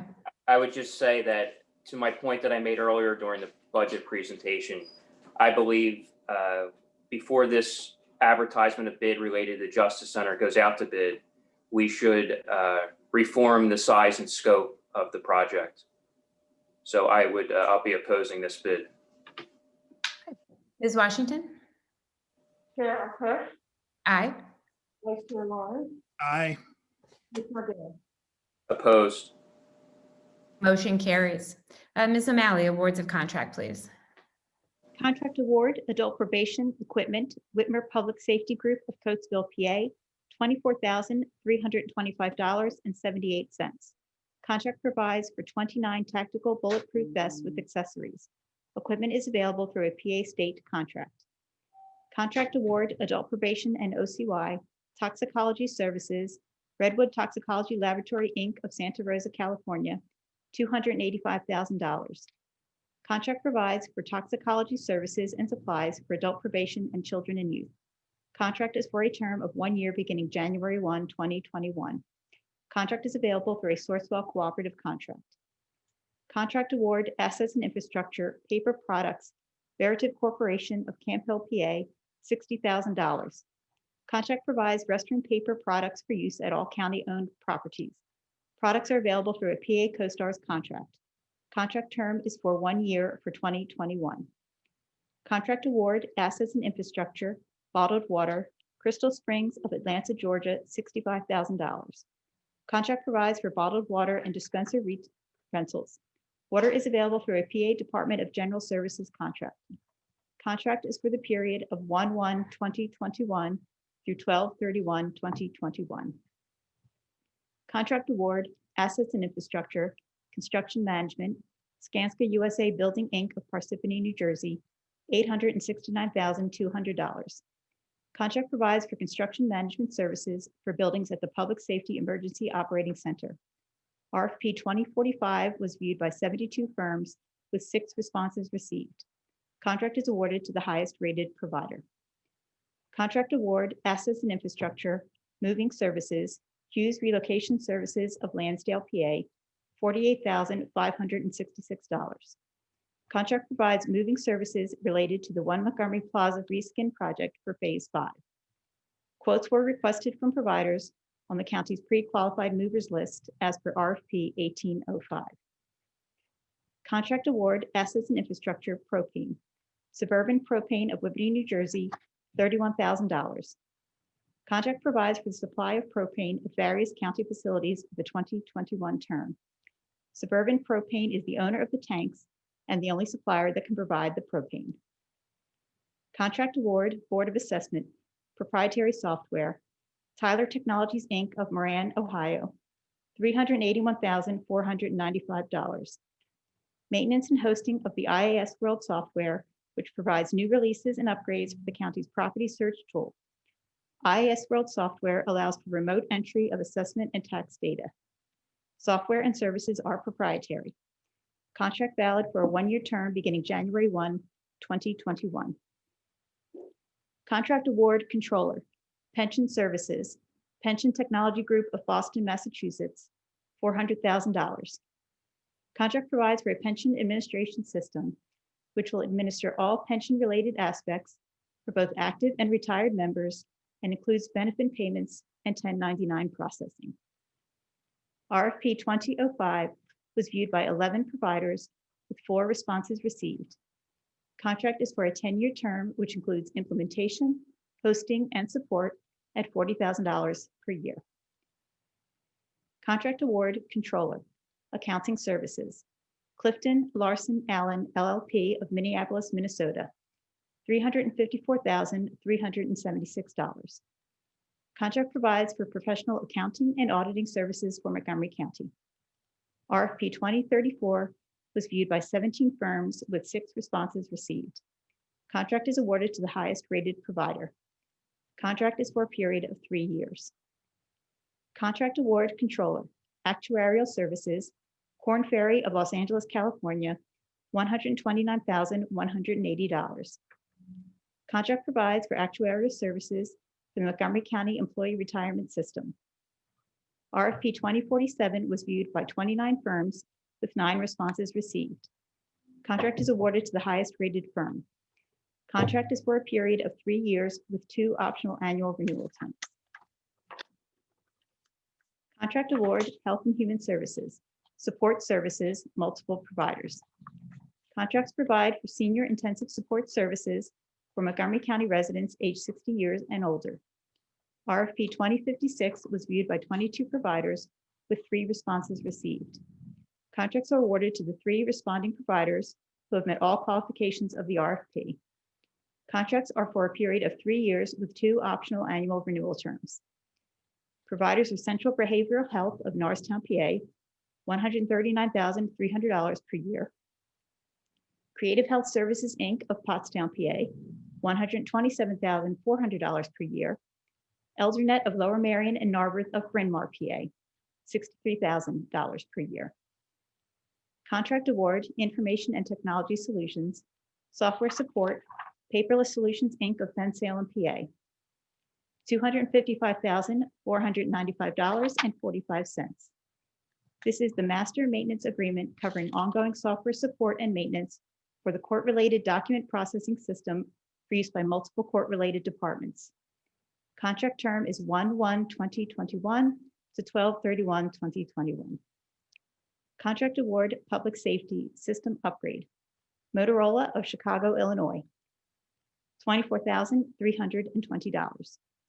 Contract provides for hardware upgrade to the Genesis Shop program due to current hardware being at end of life. Systems and services are available through a PA state contract. Contract award, Sheriff, Licensing System, Vermidium LLC of Pineville, North Carolina, no cost. Contract provides for an online service to manage the process of applying for and submitting a license to carry application to the Montgomery County Sheriff's Office. RFP 2051 was viewed by 22 providers with 4 responses received. Contract is awarded to the highest rated provider. Contract renewal, Adult Probation Consultants, Resources for Human Development, Inc. of Philadelphia, PA, $546,312. Contract provides for a system of evaluation, referrals, and consultations for criminal justice clients who present drug, alcohol, mental health, developmental disabilities, and or sexual offending issues as per RFP 1813. This is the first of 2 available optional annual renewals for the 2021 term. Contract renewal, Human Resources, Inserco Insurance Services, Inc. of Harrisburg, PA, $47,000. Contract provides for third-party claims administration for the county's general liability, auto, and property insurance as per RFP 1652. This is the second and final available optional annual renewal. Contract renewal, Information and Technology Solutions, Technical Consultant, Civica North American, Inc. of Englewood, Ohio, $74,107.63. Renewal provides for a Microsoft certified partner to maintain and support master data warehouse for Health and Human Services as per RFP 1713. This is the third of 4 available optional annual renewals for the term of 9/8/2020 through 9/7/2021. Contract amendment, Information Technology and Solutions Consultant, Barry Dunn McNeil and Parker LLC of Portland, Maine, $45,360. Contract provides for a consultant to identify the document management needs of county departments and develop a scope that will be used for an RFP to consolidate the various systems currently in place. Amendment provides for the development of a court case management system request for proposal. Contract amendment, Assets and Infrastructure Roof Repair. Mike Cobithan Roofing and Insulation, Inc. of Churchville, PA, $125,000. Contract provides for the replacement of the roof at the Worcester Maintenance Building. Amendment provides for field condition changes necessitating additional material replacements beyond what was anticipated in the design documents. Roof decking was in worse condition than was documented and required additional replacement. Contract amendment, assets and infrastructure, construction management, Skanska USA Building, Inc. of Bluebell, PA, $278,223. Contract provides construction management services for the OMP building facade project. Amendment provides for an extension of services through the full construction of the project in April 2021, reflecting the extended duration of the reskin project. Contract amendments, assets and infrastructure, contracted services, various contractors. $1,795,764. Contracts provide for services related to the One Montgomery Plaza reskin project. General contracting, TN Ward Company of Ardmore, PA, $1,130,174. Amendment provides for changes in design, office revisions, emergency roof repairs, additional space outfits, and additional material costs. HVAC, Cook's Service Company, Inc. of Avondale, PA, $208,422. Amendment provides for duct design modifications, additional space fit outs, and office revisions. Plumbing and fire protection construction, Stan Rock Plumbing of Zion Grove, PA, $155,059. Amendment provides for office revisions, gas pipe reworking, additional space fit outs, and installation of rail guards for trench drains. Electrical contracting, Hobbs and Company of Boothman, PA, $302,109. Amendment provides for exterior lighting revisions, security cabling, additional space fit outs, and office revisions. 1 contract, 16 contract renewals, and 2 amendments for Health and Human Services. Providers and services are listed in the back of the room.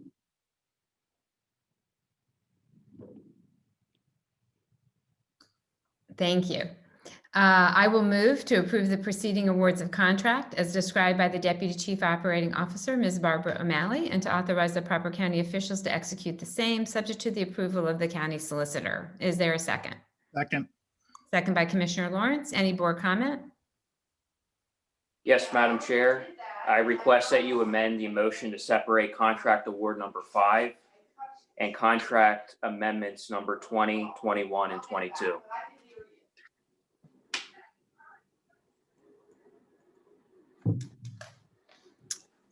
Okay, then I will move to approve contract awards 1 through 4, 6 through 19, and 23, as described by the Deputy Chief Operating Officer, Ms. Barbara O'Malley, and to authorize the proper county officials to execute the same, subject to the approval of the county solicitor. Is there a second? Well, second. Second by Commissioner Lawrence. Any board comment? Hearing none, we'll move to a vote. Are there any negative votes? Yes. Hearing none, motion carries. All right, I will now move to approve awards of contract number 5, 20, 21, and 22, as described by the Deputy Chief Operating Officer, Ms. Barbara O'Malley, and to authorize the proper county officials to execute the same, subject to the approval of the county solicitor. Is there a second? Second. Second by Commissioner Lawrence. Any board comment? Thank you for amending that motion. Contract award number 5, which is with Skanska for construction management to build a new warehouse for the Emergency Operations Center. That cost is $869,200. If you look at the 5-year capital plan, the total expense of that project is over $6 million. And I just moments ago explained how I believe we're spending entirely too much when it comes to capital improvement projects. This warehouse for the Emergency Operations Center is a prime example of that. I believe a warehouse shouldn't cost over $800,000, let alone just the construction management portion of it. And the fact that it's over $6 million is very hard to justify when asked by a constituent that is being hit with a tax increase. So contract award number 5 is a prime example of exactly what I've been referring to with out of control capital project expenses. Contract amendment number 20 is in reference to the roof repair in Worcester at the Peter Wentz Farmstead. A couple years ago, the county purchased the maintenance building. I believe is the Rothenberg property as our maintenance building. I'm shocked that the roof for the maintenance building cost $393,000 for a roof. When we purchased that building a couple years ago, I assumed there was some type of inspection done, just like when someone purchases a home, there's a home inspection. I would have paid less for the building if I knew that the roof would cost nearly $400,000. So again, an example that our capital improvement projects are entirely too expensive, and this is why we're facing a tax increase. And then contract amendment number 21, again with Skanska, involving the facade project, which I opposed a couple years ago. And I warned that there would be contract amendments that led to higher expenses, and it's happening. And contract award number 22, when I opposed the facade project, I opposed it and also offered a motion to re-advertise the bids related to all these categories of construction, related to HVAC for the facade project, related to plumbing, and related to electrical work. If you recall, I believe 2 of those 3 categories only had 1 response when the RFP was sent out to a couple hundred firms. We received only 1 response. I wasn't comfortable with that, and I made a motion to re-advertise the RFP. And when I did it, I said if there's something wrong with the specs of the project that was put out to bid, and it will lead to future contract amendments that create additional expense. And it's happened. So I've repeatedly identified scenarios where there is flaws in the procurement process. The necessary work is not being done leading up to the point where it goes out to bid. And in the long run, it adds additional expenses. And it's happening multiple times. And on today's agenda, there's several in this case. So we will need a roll call vote for this motion. Maybe tell Eileen one of the issues. Honor, would you just take a moment? I know I've asked you several of these questions, particularly as it pertains to the reskin project. Could you just give us a quick update on why some of these changes are why some of these amendments are before us today, please? Certainly. So with reference to the reskin amendments, as it indicates here, the 4 trades amendments across the contracts, these represent changes that having been incurred since the beginning of the project in 2017. And so they represent, as Ms. O'Malley read, a combination of design coordination issues that, over 2.5-year project would certainly be expected, and additional work that the county and or our departments have requested and that made sense as far as improving the efficiency of the building and or the systems in the building and or the project itself. I certainly would reiterate to the commissioner's point that, these changes were all anticipated in the project budget, have been, and the budget has not changed since 2017 was originally formulated in the capital plan. And so these are certainly funded through there. The Skanska amendment for the construction management services for the reskin project is based on the extended duration. And as we've mentioned, we are still in the process of understanding the full impact of the schedule as relates to the general contractors and the trades contractors' final sums that will be negotiated between now and the end of the project in April. All right, thank you. So just to reiterate, that project, the reskin project is still fully within budget. That's correct. And these, if not all of these changes, were somewhat anticipated in the original conception of the project. That's correct. Any other board comment? All right, hearing none, we'll move to a roll call vote, please. Ms. Washington? Chair Arkoosh, Aye. Vice Chair Lawrence. Aye. Commissioner Gale. Opposed. Okay, motion carries. Ms. O'Malley, awards of contract for the Justice Center, please. Contract amendment, assets and infrastructure, engineering, GZAG Environmental Inc. of Norwood, Massachusetts, $15,000. Contract provides geotechnical engineering services for the courthouse in relation to the Justice Center project. Amendment provides for additional sampling and lab analysis of surface dust samples. Contract amendment, assets and infrastructure, architectural and engineering services, Nord Design Inc. of Philadelphia, PA, $10,500. Contract provides for design, engineering, and construction administration services for the OMP Reskin project. Amendment provides wayfinding signage design, documentation, and construction administration services for the temporary courts on the 9th and 10th floors of 1 Montgomery Plaza. Contract award, assets and infrastructure, security services, Integrated Security Systems LLC of Harleysville, PA, $34,040. Contract provides for the addition of access control to 2 doors and 5 cameras at 1 Montgomery Plaza. Cameras will provide surveillance of the Justice Center construction progress, as well as provide site security after hours. Equipment and services are available through a PA CoStarz contract. Thank you. I will move to approve the preceding awards of contract as described by the Deputy Chief Operating Officer, Ms. Barbara O'Malley, and to authorize the proper county officials to execute the same subject to the approval of the county solicitor. Is there a second? Second. Second by Commissioner Lawrence. Any board comment? I request a roll call vote, please. All right. With that, we'll move to a vote. Ms. Washington? Chair Arkoosh, Aye. Chair Lawrence, Aye. Commissioner Gale. Opposed. Motion carries. Next, emergency procurement for COVID-19. Yes, contract awards, county emergency response, COVID-19, multiple providers. Contracts provide for the various goods and services required for response to the COVID-19 pandemic. Response services, assets and infrastructure, TRC Environmental Corporation of Windsor, Connecticut, $45,050. Contract provides for the evaluation of HVAC systems in county-owned facilities. Response services, assets and infrastructure, PSX of Kenneth Square, Pennsylvania, $42,147. Contract provides for the installation of a self-serve parking control system at the jury parking lot.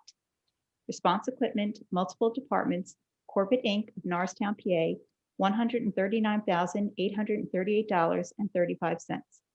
Contract provides for social distancing furniture and barriers for the courthouse, 1 Montgomery Plaza, and Office of Public Health offices.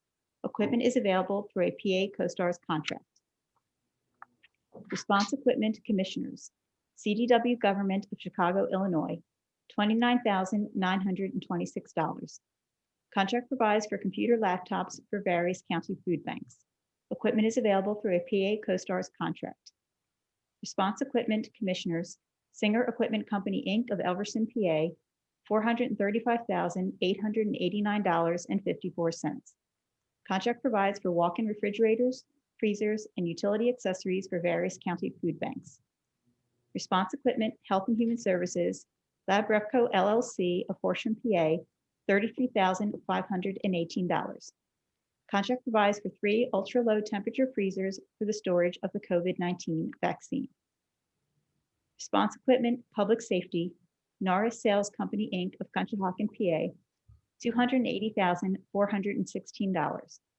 Contract provides for 16 variable message signboard trailers. Equipment is available through a PA CoStarz contract. Response equipment, public safety, vehicles, multiple providers, $447,053. Contracts provide for emergency services vehicles for the county. Vehicles are available through various cooperative contracts. Equipment and providers. 1 2021 Ford F-250 truck, New Holland Ford of New Holland, PA. 1 2020 Ford Transit van, Chapman Ford of Horsham, PA. 1 2020 Ford Expedition, Chapman Ford of Horsham, PA. 1 2020 Ford F-550 ambulance, BCI Emergency Vehicles of Berlin, New Jersey. And 1 2020 Ford F-250 truck, Fred Beans of Doylestown, PA. Response equipment, public safety, Phillips Healthcare of Andover, Massachusetts, $24,553.75. Contract provides for 25 AED defibrillator sets. Equipment is available through a NASPO Value Point Cooperative contract. Response Equipment, Public Safety, Carl Stores Endoscopy America, Inc. of El Segundo, California, $593, $760.39. Contract provides for a CMAC video laryngoscope.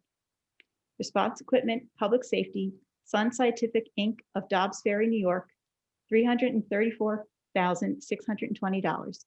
Contract provides for disposable PPE gowns. Response Equipment, Public Safety, Laerdal Medical Corporation of Wappingers Falls, New York, $68,527.20.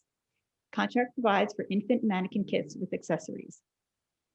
Response Equipment, Public Safety, Boundtree Medical of Dublin, Ohio, $157,782.45. Contract provides for adult and junior mannequin kits with accessories. Response Services, Public Safety Software, General Devices LLC of Ridgefield, New Jersey, $891,441. Contract provides for 14 CarePoint workstations for 10 in-county hospitals and 4 out-of-county hospitals, and eBridge software mobile telemedicine solution license applications for 20 EMS agencies. Response Services, Public Safety Software, Everbridge of Pasadena, California, $48,216.60. Contract provides for the Everbridge Community Engagement and Resident Connection software packages. Response Services, Public Safety Software, ESI Acquisition, Inc., the Juvere Company of Atlanta, Georgia, $34,500. Contract provides for Juvere EM Resource Software subscription and consulting services for implementation. EM Resource Software will allow for COVID-19 outbreak situational awareness of all stakeholders by adding visibility to the availability of emergency medical services, hospital beds, ventilators, COVID testing capacity, as well as numerous measures required by the PA Department of Health reopening guidelines in a single platform location. Response Services, Public Safety Software, Entrado Life and Safety Solutions Corporation of Omaha, Nebraska, $266,565.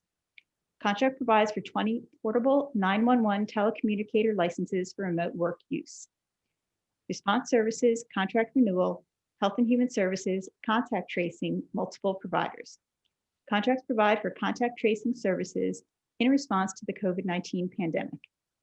This is the first of 3 optional 6-month renewal terms. Providers are Acclamo of Norristown, PA, $529,600. Renewal term 11/26/2020 through 5/25/2021. Family Services of Montgomery County of Eagleville, PA, $581,586. Renewal term 12/8/2020 through 6/7/2021. VNA Community Services of Abington, PA, $522,301. Renewal term 12/8/2020 through 6/7/2021.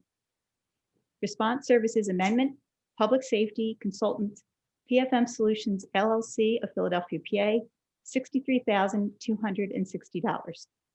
Contract provides for consulting and advisory services relating to the COVID-19 emergency and advisement on the county reopening plans under the emergency period. Amendment provides for COVID-19 financial and operations review for the Department of Public Safety. Thank you, Ms. O'Malley. I will motion to approve the preceding awards of contract as described by the Deputy Chief Operating Officer, Ms. Barbara O'Malley, and to authorize the proper county officials to execute the same subject to the approval of the county solicitor. Is there a second? Second. Second by Commissioner Lawrence. Any board comment? Hearing none, we'll move to a vote. Are there any negative votes? Hearing none, motion carries. And now awards of contract for the Southeast PA Regional Task Force. Contract award, computer equipment, Dell Marketing LP of Round Rock, Texas, $51,225. Contract provides for computers, laptops, monitors, and accessories for the Philadelphia Office of Emergency and Management. Equipment is available through a National Cooperative Purchasing Alliance contract. Thank you. I will move to approve the preceding awards of contract on behalf of the Southeast Pennsylvania Regional Task Force as described by the Deputy Chief Operating Officer, Ms. Barbara O'Malley, and to authorize the proper county officials to execute the same, subject to the approval of the county solicitor. Is there a second? Second. Second by Commissioner Lawrence. Any board comment? All right, hearing none, we'll move to a vote. Are there any negative votes? Hearing none, motion carries. Are there any closing commissioner comments? No, okay. Then I will announce that our next meeting will be December 3rd, 2020, which is a public budget hearing, one at 10 a.m. and one at 5:30 p.m. And again, those will be virtual. And then December the 17th, 2020 will be our next Board of Commissioners meeting. I will move to adjourn the November 19th, 2020 meeting of the Montgomery County Board of Commissioners. Is there a second? Second. Second by Commissioner Lawrence. Any board comment? Hearing none, we'll move to a vote. Are there any negative votes? Hearing none, meeting is adjourned, and we will move into Salary Board. I see Controller Sanchez and I see Ms. Pardue. Good morning, everybody, or actually good afternoon, everybody. And go ahead, Ms. Pardue. Thank you. You should have in front of you the final copy of the salary board list. It is a 5-page document dated Wednesday, November 18th at 11:22 a.m. Of note, we have 4 retirees. Kevin Hocken from Assets and Infrastructure after 35 years. James Inman from Assets and Infrastructure after 26 years. Elizabeth Cryer Mumford from the Health Department after 13 years. And James Simon from JPO after 30 years. All positions have been reviewed and accounted for and are presented for salary board consideration. Thank you, Ms. Pardue. Is there a motion to approve the November 19th, 2020 Salary Board presentation as given by the Director of Human Resources, Ms. Donna Pardue, and to authorize the proper county officials to execute the same? So moved. Moved by Controller Sanchez. Second. Second by Commissioner Lawrence. Any board comment? All right. Ms. Pardue, do we have any special guests today or no? I believe that we do. I believe that we have Kimberly Lukens virtually who would like to say a few words about Mr. Simon. Terrific.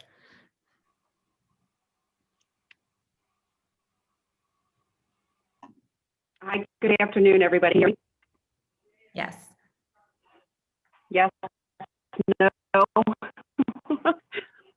I just wanted to speak on behalf of the Juvenile Probation Department in reference to Jim Simon. He has served our department now for over 30 years. I have had the privilege and honor of working with him for over 21 years, and I have been his direct supervisor now for over 2 years. He has truly been an amazing person to work with. He's not easy, so he's probably shocked to see me. He is a big part of our department, and it's something that has made it his life to have an amazing role with all officers that we work with in our department, with the departments that we work with throughout the county. He's the first person to volunteer for anything we have in the officer, be an after hours assignment to help the family, to help with the kids. I know for a fact he's on tools and actually gone to the kids' houses and repair things. He truly is one of a kind, and he will be missed. I know him without our office. I know that COVID has been very hard for him, not coming to the office every day. The last few years, he has been working in our pre-sentencing report department, and he does his job so well. He truly will be missed, and I thank you very much for the opportunity to speak on his behalf. He is a wonderful human being, Jim, and we will miss you terribly. Thank you, everyone. Thank you, Kim. Thank you for those very kind words. We really appreciate it. All right, Ms. Pardue, anybody else? I believe that is all. Thank you. Okay. Then we will move to a vote. Are there any negative votes? Hearing none, motion carries. Is there any public comment on salary board? None that we're aware of, is that correct? Okay, great. Then is there a motion to adjourn the November 19th, 2020 meeting of the Montgomery County Salary Board? So moved. Moved by Controller Sanchez, Second. second by Commissioner Lawrence. Any board comment? Hearing none, we'll move to a vote. Are there any negative votes? Hearing none, meeting is adjourned. Thank you, everybody.